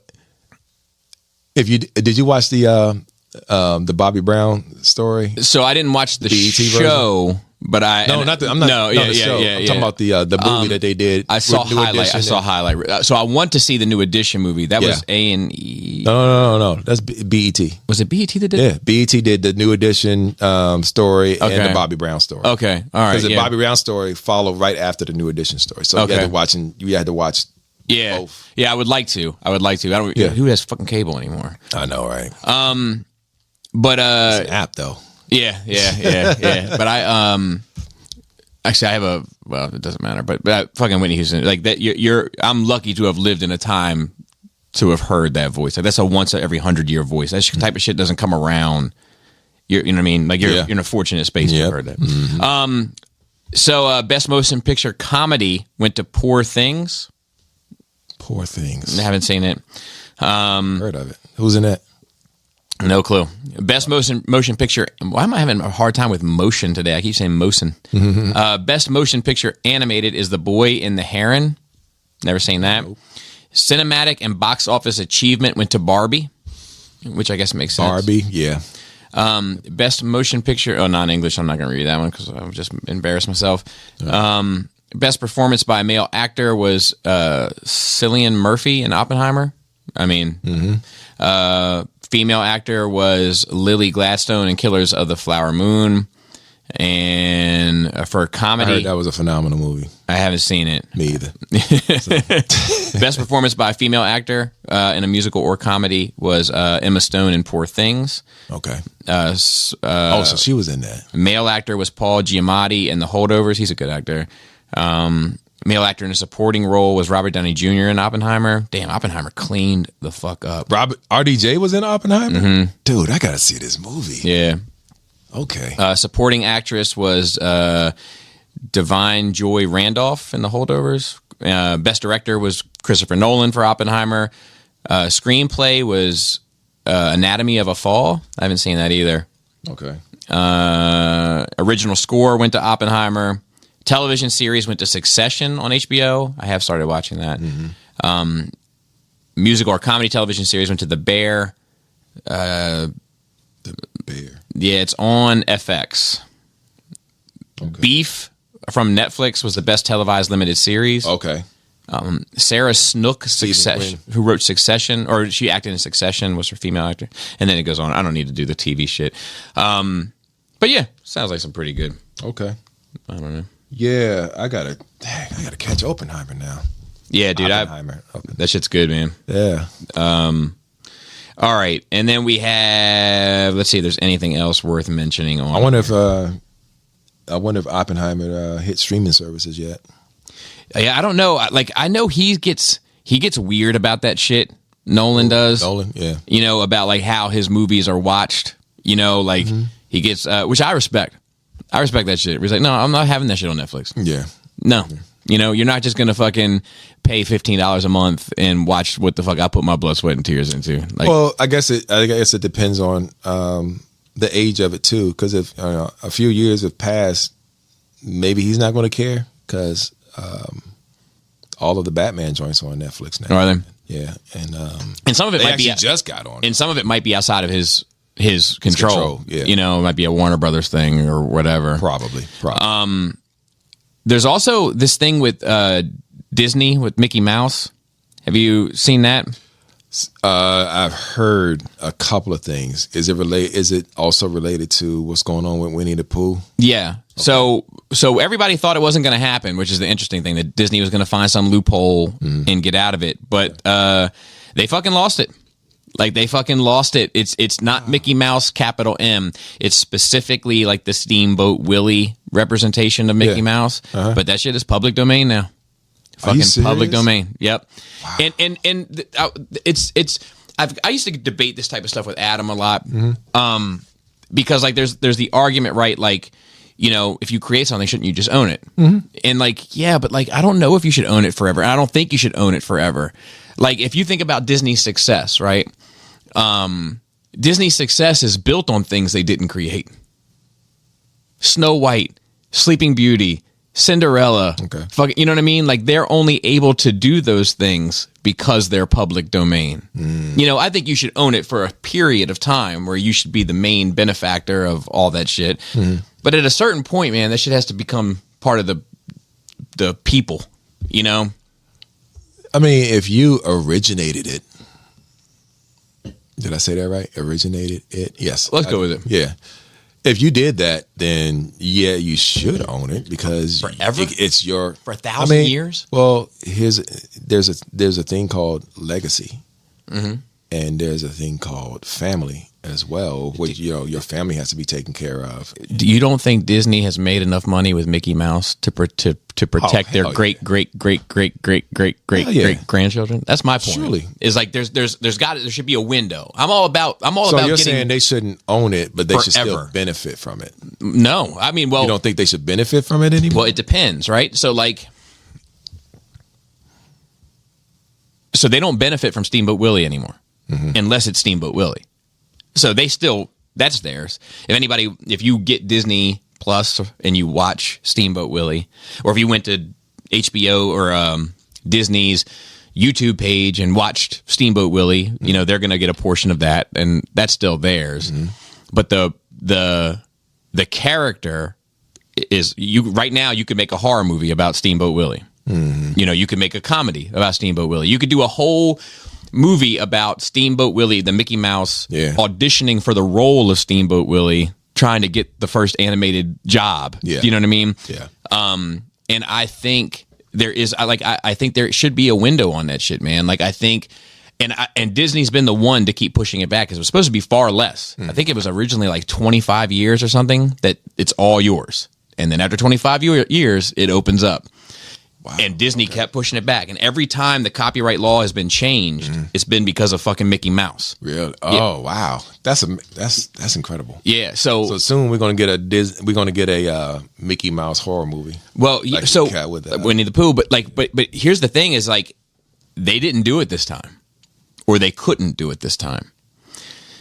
So that sets a precedent. Right? So, like, I don't know what year Steamboat Willie is, but I want to say it was in the 30s. 28. I don't know. Let's say 28. Let's say 28. Let's go with it for the sake of what I'm getting ready to say. Okay. Superman's 38. So in 10 years, Superman gets open. Okay. And then people can start doing stuff with Superman. And will you get the ridiculous shit like Blood and Honey from Winnie the Pooh? Yeah, you will. But you'll also get, hopefully, you'll get fucking Snow White. You'll get that too. Which becomes beloved in Snow White in the strip club. Well, no, but I mean, you think about, like, I only know Snow White because of that Disney movie. Sure. So if they didn't take somebody else's shit and redo it, it would have been probably lost. It would still be available, but it wouldn't be as much in the public mind as everybody knows Snow White. Everybody knows the apple. Everybody, it's just like Betty Boop. Betty Boop. Boop, boop, boop, you know who Betty Boop of is. Course. It's just like, everybody knows who Betty Boop is, but nobody's capitalizing on it. It's just, it's Betty Boop. Ice Spice went as her Halloween. I don't know if you saw that, but it was great. The who? Ice Spice. Ice Spice? Look up Ice Spice Betty Boop when you get a chance. Really? And thank me later. Gotcha. All right. But yeah, I think that if you create something as kind of timeless as Mickey Mouse, right? You, with the amount of money that Mickey Mouse has generated, your family should be probably good forever. Absolutely. But you shouldn't own it forever, because you take like this is perfect. Okay, so take Batman, right? I was getting ready to use Batman. So Batman is created Bob Kane. Kind of, right? Like, yeah, he did. I heard he did have a, had a little bit of an okey doke. Yeah. But let's just go with it, right? And that's why, actually, if you watch Batman shit now, it says created by Bob Kane and the other guy who I never can remember. Right. But he's the guy that actually did it. Right. But let's say that Bob Kane, and it wasn't because it was owned by DC and blah, blah, blah, blah, blah. But let's say that Bob Kane owned DC, that was how it went. So, yes, Bob Kane created Batman, but Bob Kane didn't create the Batman that I love. Right. You know what I mean? Right. Neil Adams, Frank Miller, Jeff Loeb, like, these are the people, Tim Sale, these are the people that created the Batman that I love. Yeah. But they're not going to eat off that shit the same way that Bob Kane ate off that shit. You know what I mean? And that's why I think that shit should get opened up, because more people come along and touch these characters and move them forward and make them who they are than just the person that created them. And it allows people to do kind of entertaining shit. It allows them to do like, not entertaining is the wrong word. It allows people to push and, like, because you might own, like, Bob, that's hypothetical. Yep. Bob Kane owns Batman, and he's like, Batman will never hit a girl. He won't do it. That's my character, and he won't hit a girl. Yep. And then you have a comic book that comes along where he punches the shit out of Poison Ivy, and it's a great fucking book. Right? Stuff like that's only able to happen if motherfuckers let go. Yes. You know what I mean? Yes. Anyway, I digress. Let me see what else I got here. Jeffrey, I was literally getting ready to use that Bob Kane Batman. Yeah. What do you think about the Epstein list getting published? Hey, I can't wait to see certain people on this list that's been talking shit all this time. I'm talking about politicians right now. So, well, you know what's funny is, like, so it's like fucking 100 and some people, right? Like, it's 150 people or something like that. And the list is out. It's out. Anybody can read it now. And either people haven't. I haven't seen it yet. But so I haven't either. But either people haven't read it, or the list isn't that shocking. Because the only people they're talking about is Stephen Hawking and Bill Clinton. Right, but how would you? Okay, here was my thing with that. Yeah. Why would you not think Bill Clinton was on that list? Why would you be in shock? Why would anybody be in shock about Bill Clinton being on that list? Because he gives it up. When they said Bill Clinton, I was like, When I heard Stephen Hawking, I was like, what the fuck? And the memes and shit have been. Yeah. Oh baby, like all that. No, I was floored when I heard that. I was like, nah, y'all bullshit. Stephen Hawking, in what capacity? Yeah. In what capacity? Yeah, was he? I mean, Even they're implying sexual. Okay, But he wasn't always. To be fair, it was a degenerative disease. So he did have there was a decline. So I don't know at what point he traveled to the. But I mean the memes have been great. Yeah. I want to. So, and of course, we knew Trump was on there. He's not on there. What do you mean he's not on there? He's not on pictures there. with him and everything. Never went to the island. Never went to the island. In fact, it says specifically in there that he didn't go. Like, that's shocking. I agree. Yeah. I agree. I was floored. I don't believe that, man. And, either he covered his tracks real well, or that's Yeah, it's like it was actually like a lot of people found it shocking. Ain't no way in the world, man. It's. Okay, I was actually I was surprised that it is. I was surprised that like there was other names like big iconic stars and shit that I was like, oh, he's probably gonna be on there, and like they weren't, or with the stars, because I haven't looked into all of it. I perused Twitter because that's where you find the sort of sludge, and yeah, so I saw the highlights of like, Stephen Hawking, that Trump wasn't on there, that Bill Clinton was, that this. But like, I was like, man, there must not be a whole ton of important people if this is who we're talking about. Right. Here's my thing with that list. My thing is, yeah, there are some famous people that are going to be on that list. But is that going to change your perspective of that person based on the things that they're doing now? Really think about that. Yeah. Because, there's certain people that you got to look at to say, okay, these people are controlling. These people are involved in things, and they make decisions they make decisions based on what's going on in my life, and it's going to be detrimental. And I'm trusting these people to make these particular decisions. Now that I know this, do I still trust them to make those same decisions? Yeah. I mean, it depends how you think, and then here's where I'm. If we're talking about kids, that's where it gets right. That's the fuck. That's what I'm saying. And they said Stephen Hawking likes him young. I was like, oh my god. I mean, who? I would dare say, people that are in the spotlight, whether it be from Hollywood celebrities or politicians. I'm willing to bet that a good 65%, and that's a large percentage. 65% of those people are in that. There's some goofy shit. Yeah. Shit. So like, did you see like this Cat Williams shit that's been going around? Yeah.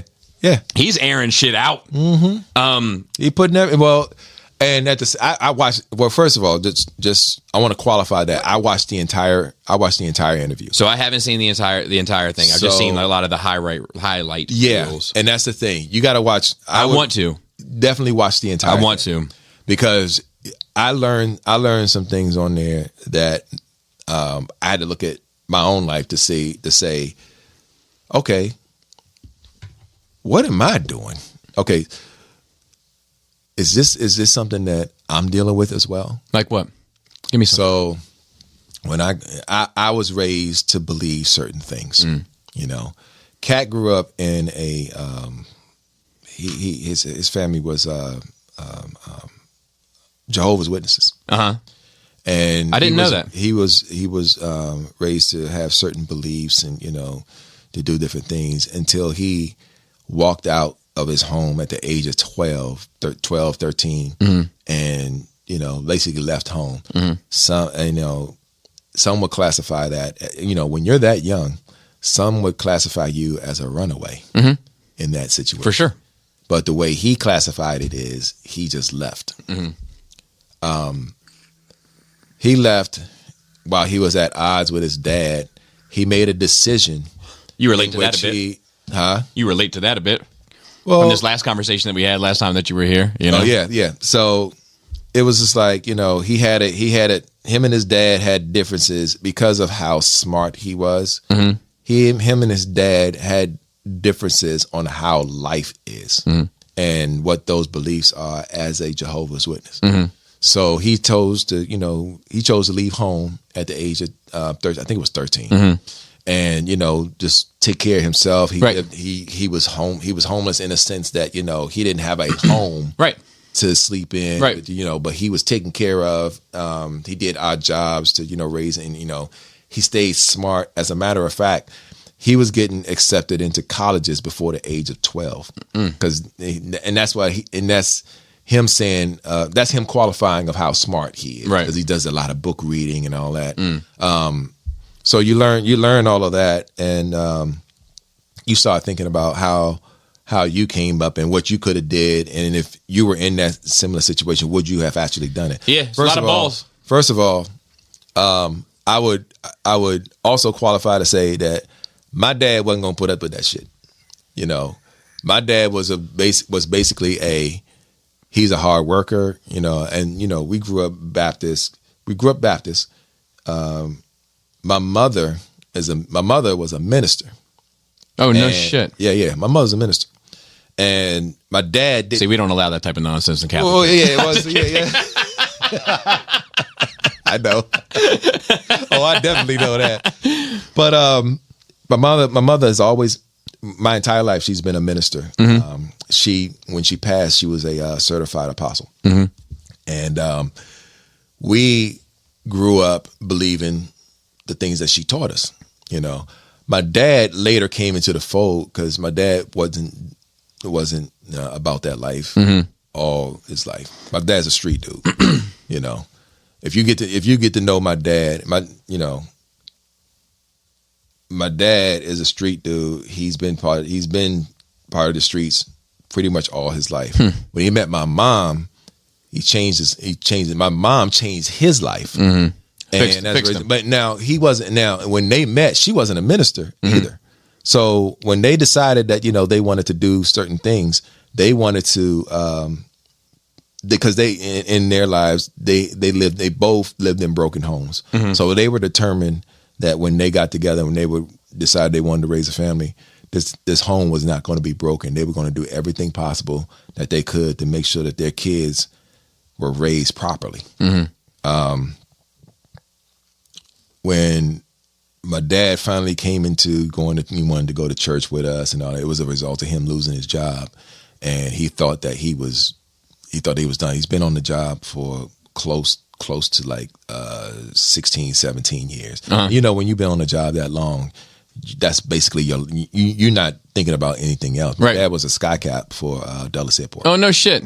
Dude, I will never fly and not use the sky cap. It's the fucking best way to go. Yes. Fucking break them off right, you know what I mean? Yeah. And you'll never have a fucking issue. There you go. I always see people like on the other end, like, where's my, knock on wood, obviously, but dude, I'm always taken care of. Yeah. Now I treat them right. You know what I mean? Yeah. I treat them right, but Dad made crazy money. Yeah. And tips a lot. I feel like if you care about your shit, it's the way to go. My dad used to, in his room, he used to have this box that he put all his tip money in. And you would have thought that he was gathering money to go to strip clubs. That's how many ones were actually in that daggone box. And, he would show me the box and everything. He said, yeah, that's just my tip money. Yeah. And I was like, oh, man, that's what's up. I flexed. I do 20 a bag. Let me tell you what I did when I was 13, 8th grade. I took a wad of his money, rolled it up, put rubber bands around it, and I took it to school. He didn't even know. I took it to school and flexed. I was literally showing my friends wads of cash. I'm about that life, baby. Right. It's like, I said, this school shit don't mean shit to me. I make money. Right. I was fronting like shit. Right. It was crazy and I did that for like 3 days straight. Until he needed to do something with that money, or go put it in the bank or something, noticed that it was missing. And he came, and I was getting ready to leave school, had that wad in my pocket, big bulge coming out of my pocket, and I just happened to walk past him in the hallway, getting ready to go downstairs and get ready to go outside to walk to school. And he was like, what's in your pocket? I was like, nothing. This is, nothing. And I knew I wanted to say, is it just, napkins for my nose? I was going to say that, but I didn't say it. I was so caught up in the fact that I got literally $200 in ones in my pocket right now that belongs to him, and he don't know it. My ass is grass. Right. So he's like, let me see what's in your pocket. And so I slowly took it out. Yep. Where you get that money? Now, I already told you, he already knew money was missing. Of course. I didn't know that he knew. Right. So here comes some bullshit. But here's my lie beater. I was like, okay, so what lie am I going to tell in regards to, me having this money? And it's a homeless dude gave it to me. And, he wanted me to hold it for him. That's a terrible lie. Dude, it was the most, it was the grimiest lie any kid could ever think about, yo. So we already got that. We basically got down. He whooped my ass. Yeah. And then he deserved it. Yeah. Though. Oh yeah, I deserved that shit. Yeah. Greatly, man. It was just like, yo. My dad, the way my dad tells his story to that day is funny because he makes it funny because he knows it's like, that's what he does. But he knows we both learned something in that whole situation. Of course. I learned that stealing is wrong, and he learned that don't be showing my, don't be flashing stuff because you never know. Yeah. So let me I do want to play this, but I preface that, to the Cat Williams situation. Yeah. I preface that to say, his father didn't, even though he was as smart as he was, his father should have sat him down to teach him disciplines in a sense that, your family at the end of the day is the important aspect of your life. Yeah. You don't walk out on your family, If your family's been good to you, despite the arguments, despite the differences and all that, right? Respect those differences and cultivate it. Yeah. That's what you got to do. I agree. His father didn't cultivate his knowledge of what his brain and what he knew. Yeah, if he's that smart and getting accepted into colleges that early in life, right? That's something you cultivate, of course. So. His father failed him in that aspect, and everything that he tells in that whole interview is basically him living his life and learning along the way on his own, without the direction or the guidance of a older male figure to streamline all that for him. So put the bumpers up. Yeah. And then, with him, all the stories, I don't know if all the stories that he told about the different comedians or different people, I don't know if they're true or not. Yeah, me neither. He knows that, and certain others know that. I mean, a lot of it's showing its true colors. Sure. And a lot of the comedians have responded, but nobody's responded like with heat. Right. Which makes me feel like they don't want it. Mm-hmm. They don't want it. They're responding like, yeah, I mean, here's my perspective of it. And I think some of the stuff they're saying about him is probably true. Like, look, they offered this guy 4 roles. He turned down 4 roles, and they offered to me. What am I supposed to, what are we supposed to do? Exactly. I think that's probably true. Some of them are saying, like he had a reputation of being late and shit like that. Like, I can see it. You know what I mean? Like, he was definitely at the height of his stardom with, like, when he came out to, like, the hustling, like, all that era. Like, he was on his dick. Yep. You know what I mean? Yep. So, like, I can see that being true. Sure. But I think that a lot of what he had to say was true, too. Yeah. Yeah, I do want to play one of my favorite bits from it. Okay, it's him talking about Chris Tucker, and he was talking about Chris Tucker was friends with Michael Jackson, and Michael Jackson wanted to call him Christmas. Yeah, so I'm going to play the clip of Chris Tucker talking about it. Okay, and then the Cat Williams. All right. Oh, shit, that's not it. Hold on, right here. Michael was so cool, man. Michael changed my name. I ain't even say nothing. He started calling me Christmas and shit. First, I didn't know who he was talking about. I didn't know who he was talking to. He was like, "Hey, Christmas."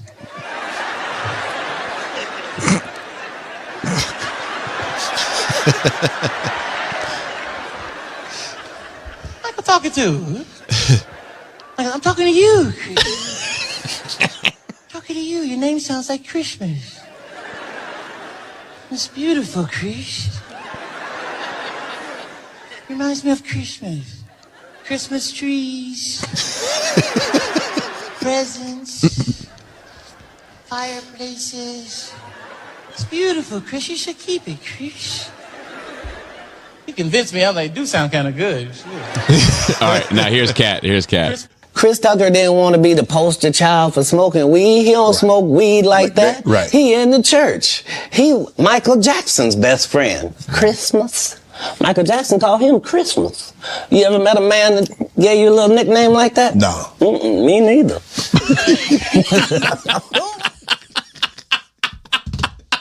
I lost my motherfucking mind when I saw that shit. But it's true though. You know, when you have a Michael Jackson in your life, you know, they basically tell you who you are. Yeah. You know, and you don't even dispute it. Yeah, but and people don't understand, especially people like now, like young kids and shit. They don't understand the star power of somebody like Michael Jackson or fucking Elvis or the Beatles or some shit where they walk into a room and people just pass out. They can't handle it. They can't handle breathing the same air as another motherfucker. You know what I mean? Like, did you see the Jonathan Majors interview? This is my last question before we go to. Wait, hold on. Which one? It was so I only saw one. It was with a young lady. No. I heard about. I haven't seen that one yet. So let me say this. This has been a roller coaster ride for me. Yeah. The Jonathan Majors issue? Yes. Okay. At first, I was on his side. Because I have mother issues and I tend to not believe women. Okay. Right. But then I saw the text message that his lawyer, Jonathan Majors' lawyer, wanted to use in court to prove his innocence. And that shit looked guilty, like some guilty text messaging shit to me. Okay. So then I said here on this platform, I was like, I don't know. Because I said, I think on here, my quote was, I don't think that's doing what you think it's doing. Right? Then I saw the video footage. And then I was like, the chase, the high-speed chase on foot. Yeah. And I was like, well, shit, I'm back on his side. Yeah. Then I saw this interview. He fucking definitely hurt that girl. There's no fucking doubt about it. There's no fucking doubt about it. The part that got me the most was when they're showing pictures of her injuries, right? And they're like, how do you think she got these? He's like, I don't know. And as soon as he said that, I was like, oh, you're full of shit, dude. You're full of shit. So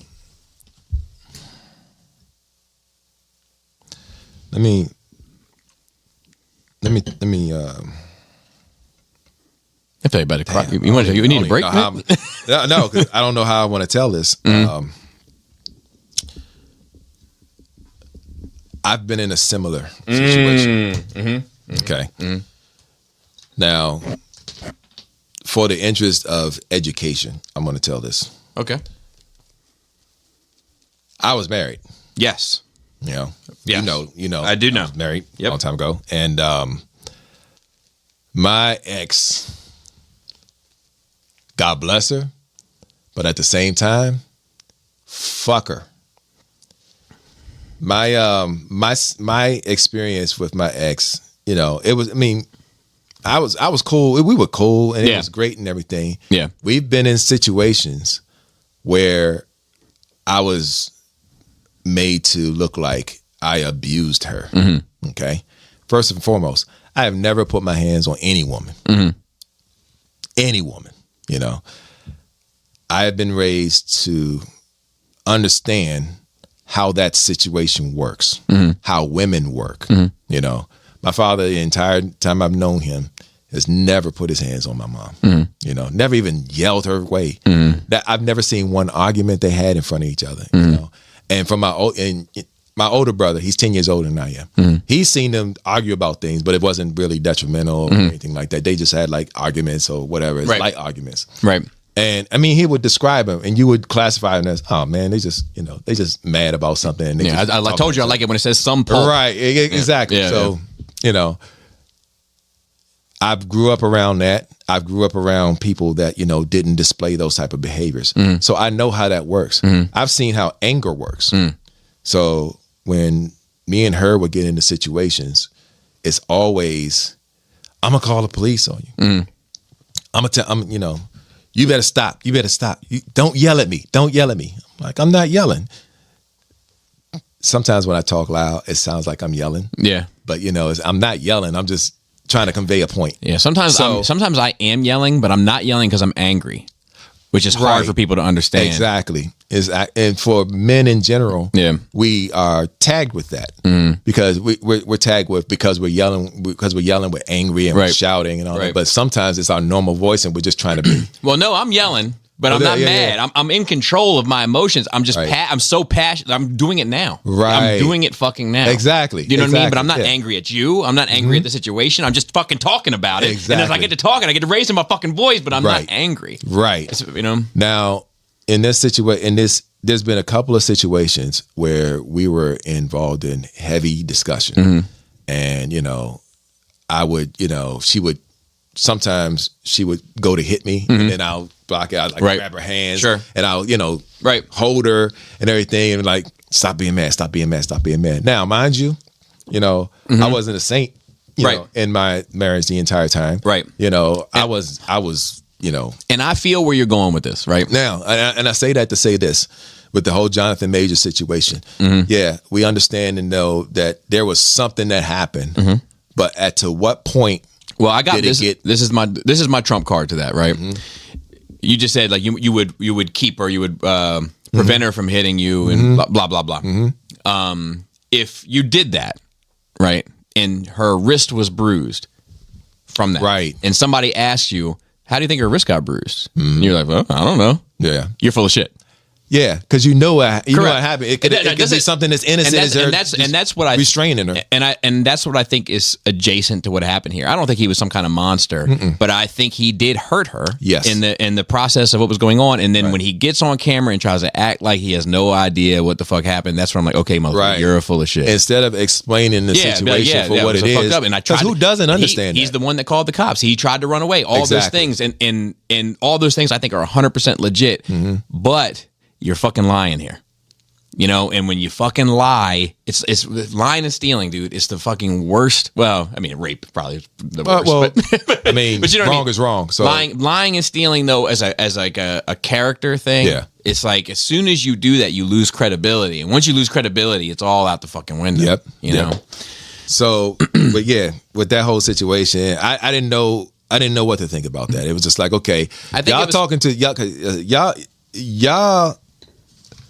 They got people with this situation, telling this situation, and they don't understand. They truly don't understand that scenario of what's going on. You have to be able to think about stuff like that. What really could have happened? But at the same time, to your point, he should have just said what it was. Out with it. People are human. Who doesn't understand? People understand being human. Exactly. If you relate to people's humanity, they understand.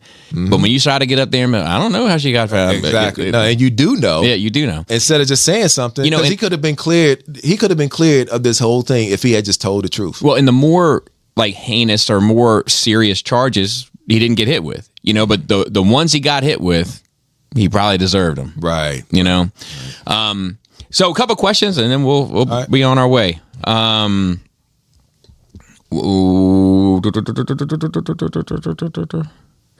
Numero uno. This is from, let me make sure, Astartes Pete. He says, hello. Hope you had a great Christmas and New Year. And I hope I had a great birthday. I have bad news for you. I did not. Oh, yeah. How was your birthday? It was the worst one of my life, I think. What? One of the worst ones of my life. Oh, no. For real? Yeah, I mean, I can't say it was one of the worst ones of my life, but it was not good.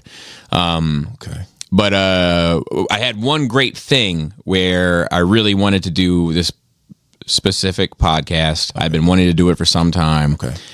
But it required a lot of time. And my wife did it with me, and my oldest did it with me. 6 hours and 40 minutes. Wow. But it was one that I had been wanting to do, Okay. And I did it. I haven't heard it yet. Yeah, it's so to be fair and just to be honest, it's a separate purchase. It's on the Patreon. If you go to the shops tab, it's a separate purchase, and the only reason why it's a separate purchase is because of the time y'all put into it. Well, not even. It's really just how special and precious that shit is to me. And I just can't stand the idea of somebody scrolling past it. Gotcha. Like either you want it or you don't. and it's no hard feelings on my end. Right. The joy for me was doing it in the first place. Right. You know, and if you paid for it, you took the time. You're invested in. Yeah, it. You exactly. Take the time to Exactly. listen to it. Okay. Exactly. Right. Gotcha. So he said, would love to hear your opinion on this. I lost my mom to cancer during the height of COVID. I'm sorry for your loss. And since my dad, nearly 70, has had a couple of on-off relationships, good for fucking him, though, not for nothing. My view is, as long as he's looking after himself, he should live his life and he can find happiness where he does. Yeah, absolutely. Yeah. His latest fling with, let's call her Doris, seems like a specific name to start these people, we'll go with it, has been controversial to say the least. Doris is younger than me. I'm a middle child in his early 40s. She's a diagnosed alcoholic, had her kids removed by social services, and is in and out of rehab. Just before Christmas, my dad asked to visit and said he'd like to bring her. Now, I've not met Doris. My sister and her hubby refused to have her in the house after their first meeting. My older brother said his wife despises her and doesn't ever want to see her again. They said he's not his cup of tea. He gets on with everyone, so this is a damning statement. This brother of his. Given her glowing reviews, I politely declined her visiting us, but said my dad was more than welcome. When he did come up, he was a bit disappointed and told me he lied about why she couldn't come, which speaks volumes to me. Paraphrasing Bobby, I'm only putting energy into things I'll get positive energy out of. If she happens to be at my dad's when I'm next there, then whatever. But I'm not interested in her being in my home, around my family, and don't have the slightest interest in getting to know her. Am I being too harsh? My opinion, and I don't get, your family, your business, bro, but my opinion, I take people's opinion of other people seriously. I note it. I file it away. Like if somebody's like, hey man, I saw, so-and-so was thinking about coming over here, but he stole from me. I'm going to take note of that. I'm going to watch him like a hawk. But I always form my opinions of people based on my interactions with them. Yes. Which is the only way that I know how to stay fair. And also, it ties back to a personal thing of mine where when I was going through my introductory, 6 months period into my profession, I had a horrible reputation, and people spoke about me like I was just the worst thing that ever picked up a mopping stick. What? And then within a year, everybody realized like, oh, that shit ain't true. He's a fucking good guy.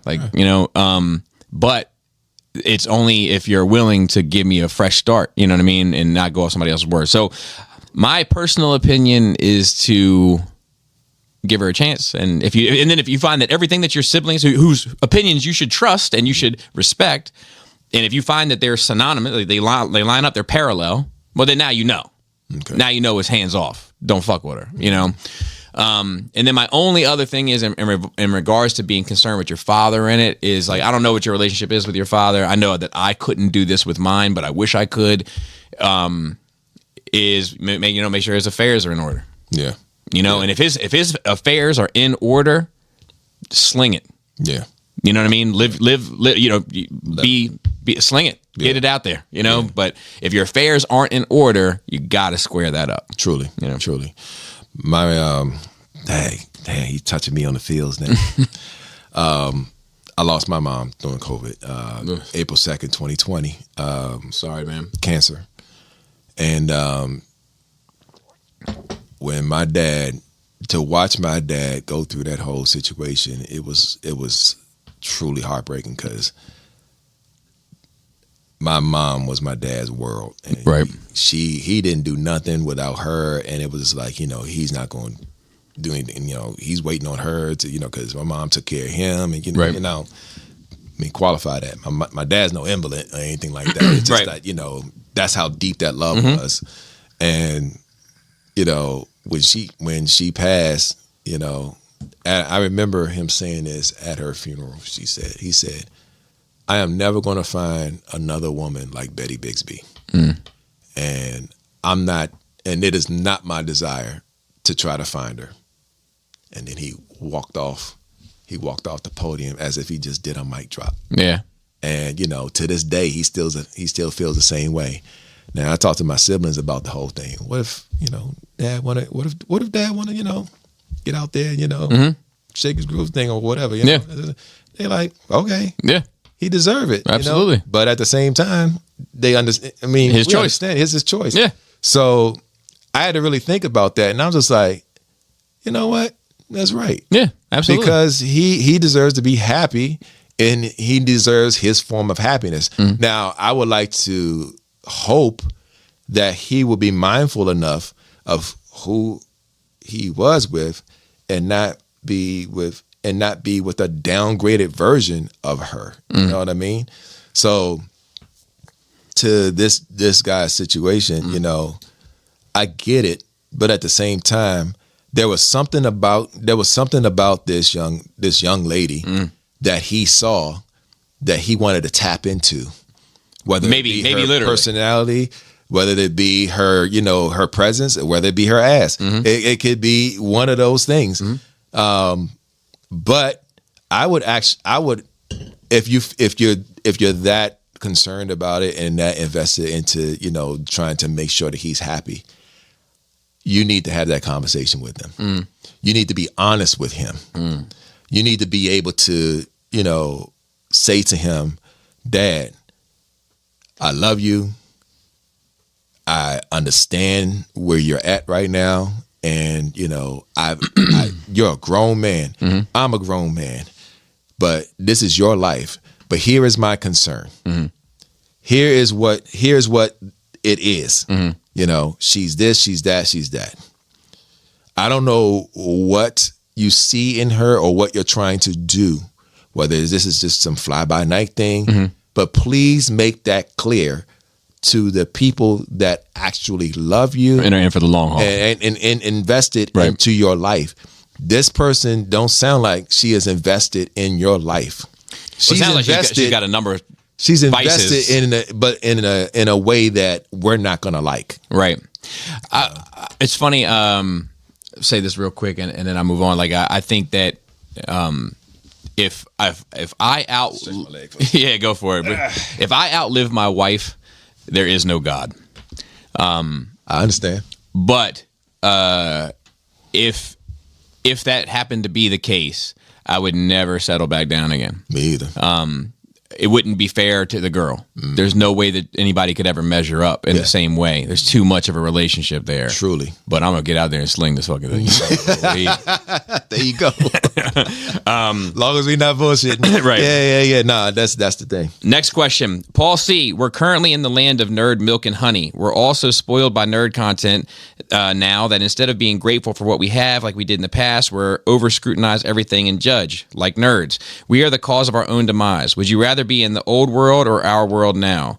So I mean, I disagree with. I mean, I disagree. Like, I think that he's right in the sense that we are in the land of milk and honey right now. Sure.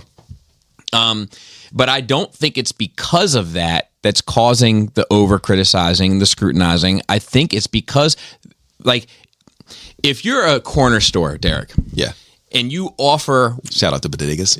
Yeah. And you offer 3 brands of milk, right? Uh-huh. They better be fucking good. They better be fucking good. Sure. Because that's all you got, right? Mm-hmm. But when you start having fucking 50 brands of milk, you're going to lose something. And I think that's what's happened is that, like, it's not because we have so much. There was a time where we had a fuck ton and it was operating at a very high caliber. But now it's like the batons have been passed to other people that I think just don't get it in the same way. And then there's the leeches, the people that see, oh wait, they're making money. What franchise is still up for sale that we can get a hold of? Right. And they don't care about it. They just see the buck. Right. Is my opinion. I don't think it's because there's so much.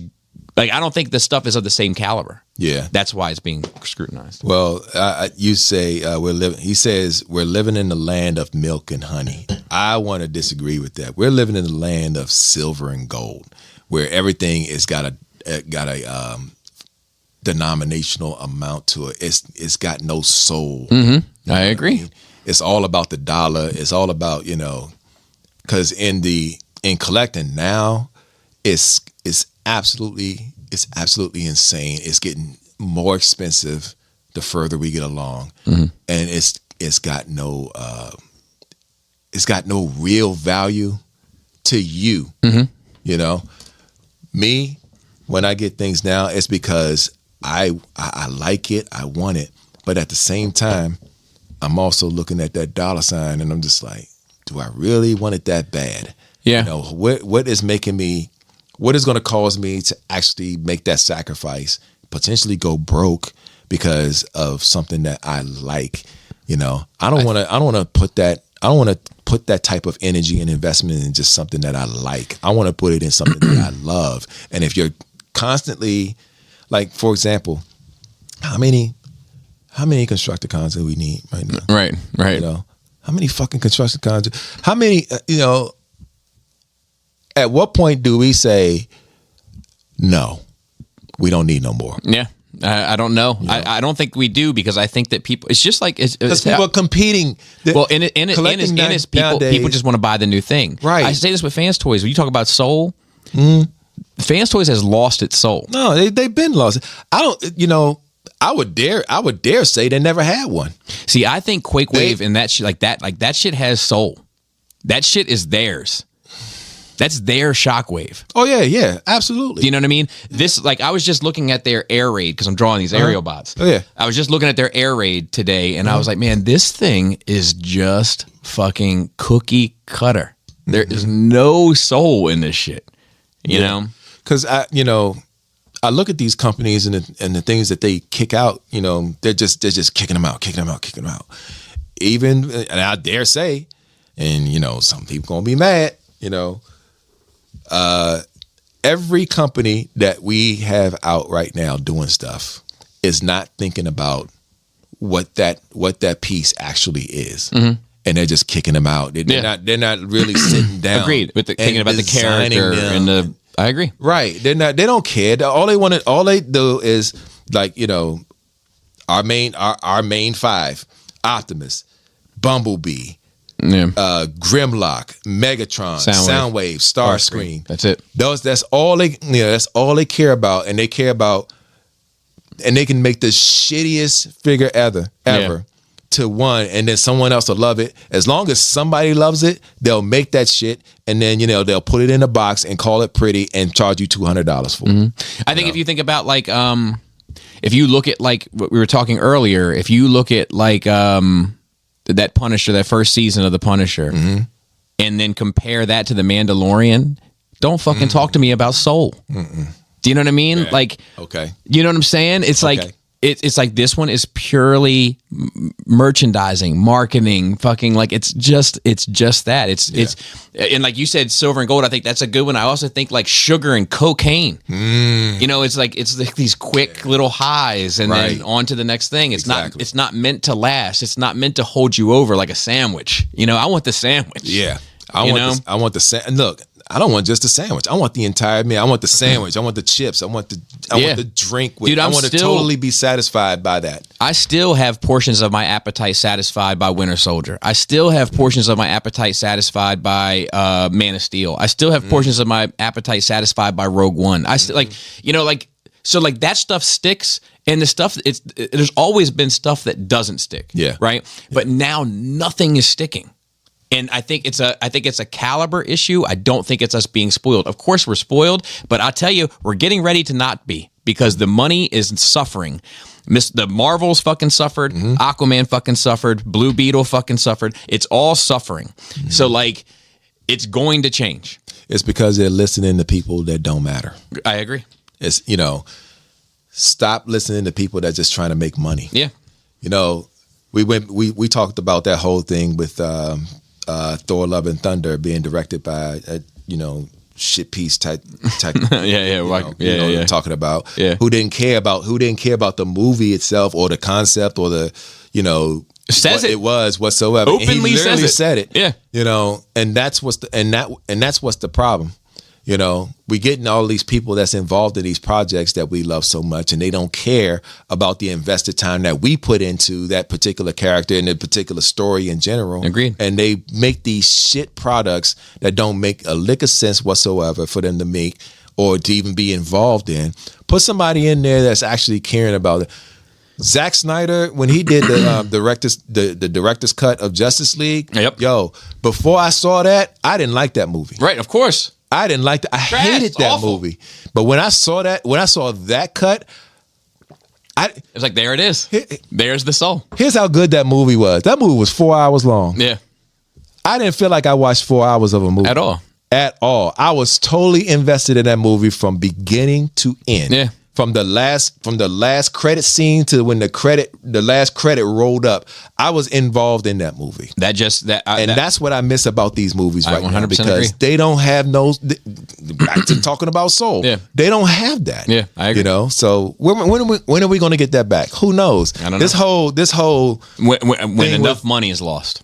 Well, here's the thing: we're losing people that can portray these characters because of because of these companies' false sense of purity. The fuck are you firing Jonathan Majors for over this shit? No, I agree with that too. I agree with that too. Like, why is that this whole cancel culture shit is stupid. I agree. It's stupid. You know, it's not like he took a life. The way they treat him in this situation is like he killed that girl.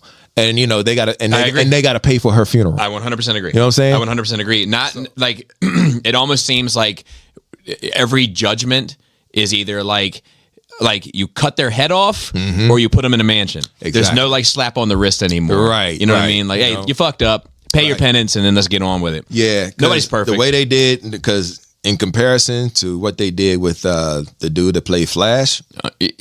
So look, I can go in on a deep dive on this too, but we're at the 2 hour and 30 minute mark. My bad. But like, all right, good day, Nerd Rage crew. So it's a skeleton crew here today. Okay. He says some weird questions. Your thoughts on circumcision? Glad I got it when I was a baby. Yeah, me too. I don't know nothing about that shit. So here's my thoughts. I talk about this all the time. I'm glad that I didn't have boys. Really? Yeah. Okay. Not that I don't ever consider it or wish that I had, of course, but like, I used to dread this decision for me. Okay. So I'm circumcised, and I'm happy that I'm circumcised. But I do think when they created circumcision, there was a need for it, and now there's not. Now it's mutilation. Oh. Do you know what I mean? I really thought about that. So like, I'm like, man, like, do I put my kid through this trauma at a day old or whatever? And like, of course you don't remember it. I don't remember it, but you don't know what that shit does to you. Do you know what I mean? But I'm glad I didn't have to make the decision. I think that there's if you want to look into it a lot, there's a higher risk of certain type of cancers if you have your certain. But I mean, the risk is so minuscule. Yeah. It's like, okay, I've definitely smoked more cigarettes than it would have caused a problem. Do you know what I mean? Gotcha. But like I think that it's not necessary anymore. It is mutilation. It's probably fucked up, but I'm glad my dick looks pretty. Amen to that. To mine, not yours. Pause. Anyway. He said, when you pee standing up, is it rude to make the pee hitting the water sound? Yes.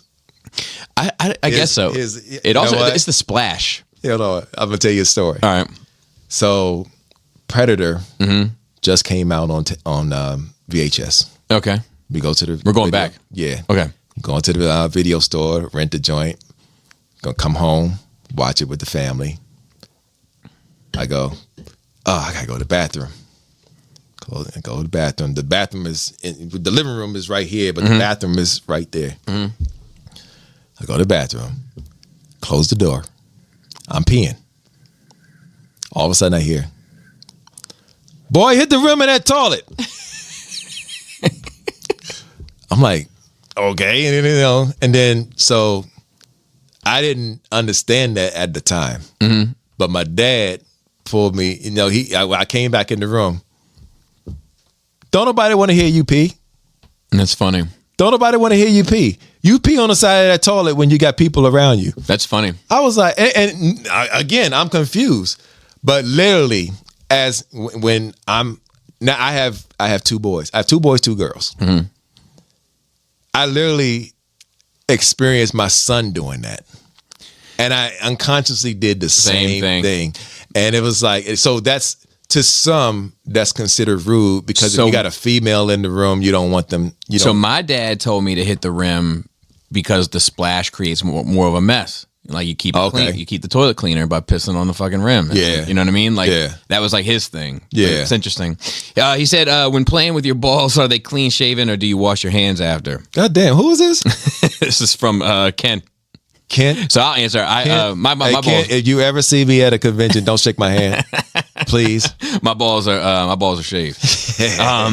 He said he has a question for Joey. I'm going to read it just in case Joey listens to this and he can answer next week. Otherwise, you can resubmit the question. He said, my wife and I are headed to Japan this year for the first time. We are going to the Taylor Swifter concert. Really? The other days we have planned for Tokyo Disney. No shit. We are only staying in Tokyo. Tokyo, see Disney, Universal, but have extra 3 days. What do you suggest we do in the Tokyo area? So, Joe, hit him up or resubmit, Ken. And then he says, thank you guys for all you do. Bobby, I really enjoy your content. The kitchen table and now the guy I know. Please keep up the fantastic work. I joined the voice chat, but wasn't sure if everybody's mic is automatically muted because I tried to chime in, but it seemed no one heard me. Yours might have been. I don't know. Does Laura mediate anything? Laura does overlook the chat, but she only mutes people if she has to. And you know what I mean? If somebody doesn't realize their dog is barking in the background and just coming through, like she'll mute them. Right. But she doesn't really, she just keeps an eye on the chat for me really to see if I got to answer anything. Oh, you talking about on the Zoom call? Yeah. Okay. Yeah. Yeah. But I do appreciate the feedback on the kitchen table and the I know a guy, because like the I know a guy segment, man, I've got a guy coming out here in February. Okay. Who sold? So I heard the one with your brother, man. That was deep. Right. That was deep. You know, but this guy, he sold drugs, and now he's like, I don't want to give away all the story, but he's far removed from that life. But he was the real deal. Yeah. And his success story, for one, is inspiring. But for two, some of the things that he has in his past regarding how Baltimore City police tactics they would use, you wouldn't fucking believe. Wow. You wouldn't fucking believe it. Like I'm talking about like night vision, like tactical black, paint their faces black and hide in shadows like ninjas, like insane stories. So he's coming out next month, and I'm actually meeting with another guy this month to do one. I have a whole lot lined up, and actually I'm excited about it. Related to this 6 hour and 40-minute pod, if you know about that, I have more podcasts coming specifically about that era in Baltimore and that time, and people that took part in it, that are like I think will be entertaining. They should be really good. I'm going to set up a whole separate show for it. Some of this stuff will begin to overlap a bit. You know what I mean? Like, but for the most part, there'll be 3 separate shows. I know a guy, whatever I call this new thing, and the kitchen table. But I'm glad because the kitchen table and I know a guy are the more recent ones, but they have a really good response. Like people have like really taken to them, which I'm grateful. I'm very grateful for. Right. Because I get tired of talking about fucking toys all the time. Yeah. I bet you do. And let me make sure that is. It said, thank you guys again. You make my commute easier. Your biggest fan, Stan. Ken. Just kidding, Ken. That's what's up. Thank you, Ken. I appreciate it. I really do. You have no idea because and real quick, just anybody who's on the page. Stone Cold, I wonder. To anybody who is on the Patreon, like I do appreciate the comments because it is how I gauge the success. Because I can't. A lot of that stuff I can't gauge whether or not it's working or not, whether or not people like it or not.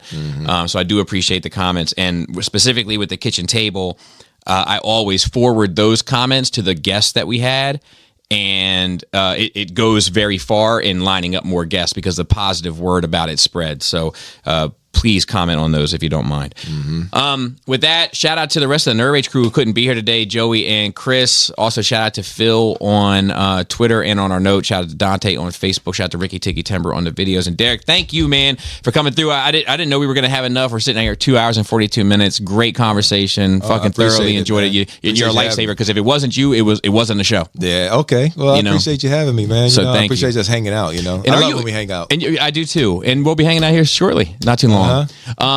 You're on podcasts as well. I am. I am on. If you visit the Realm Hatton channel on YouTube, you will see me on The Realm Hatton Project, which airs every other Friday. There you go. We actually have a show this week. And I am also on our pop-up shows, which is Right Out the Box and Do You Even Transform, Bro? There you go. All right. So check them out there. Otherwise, what do you got? Onomatopoeia. Tight dick player.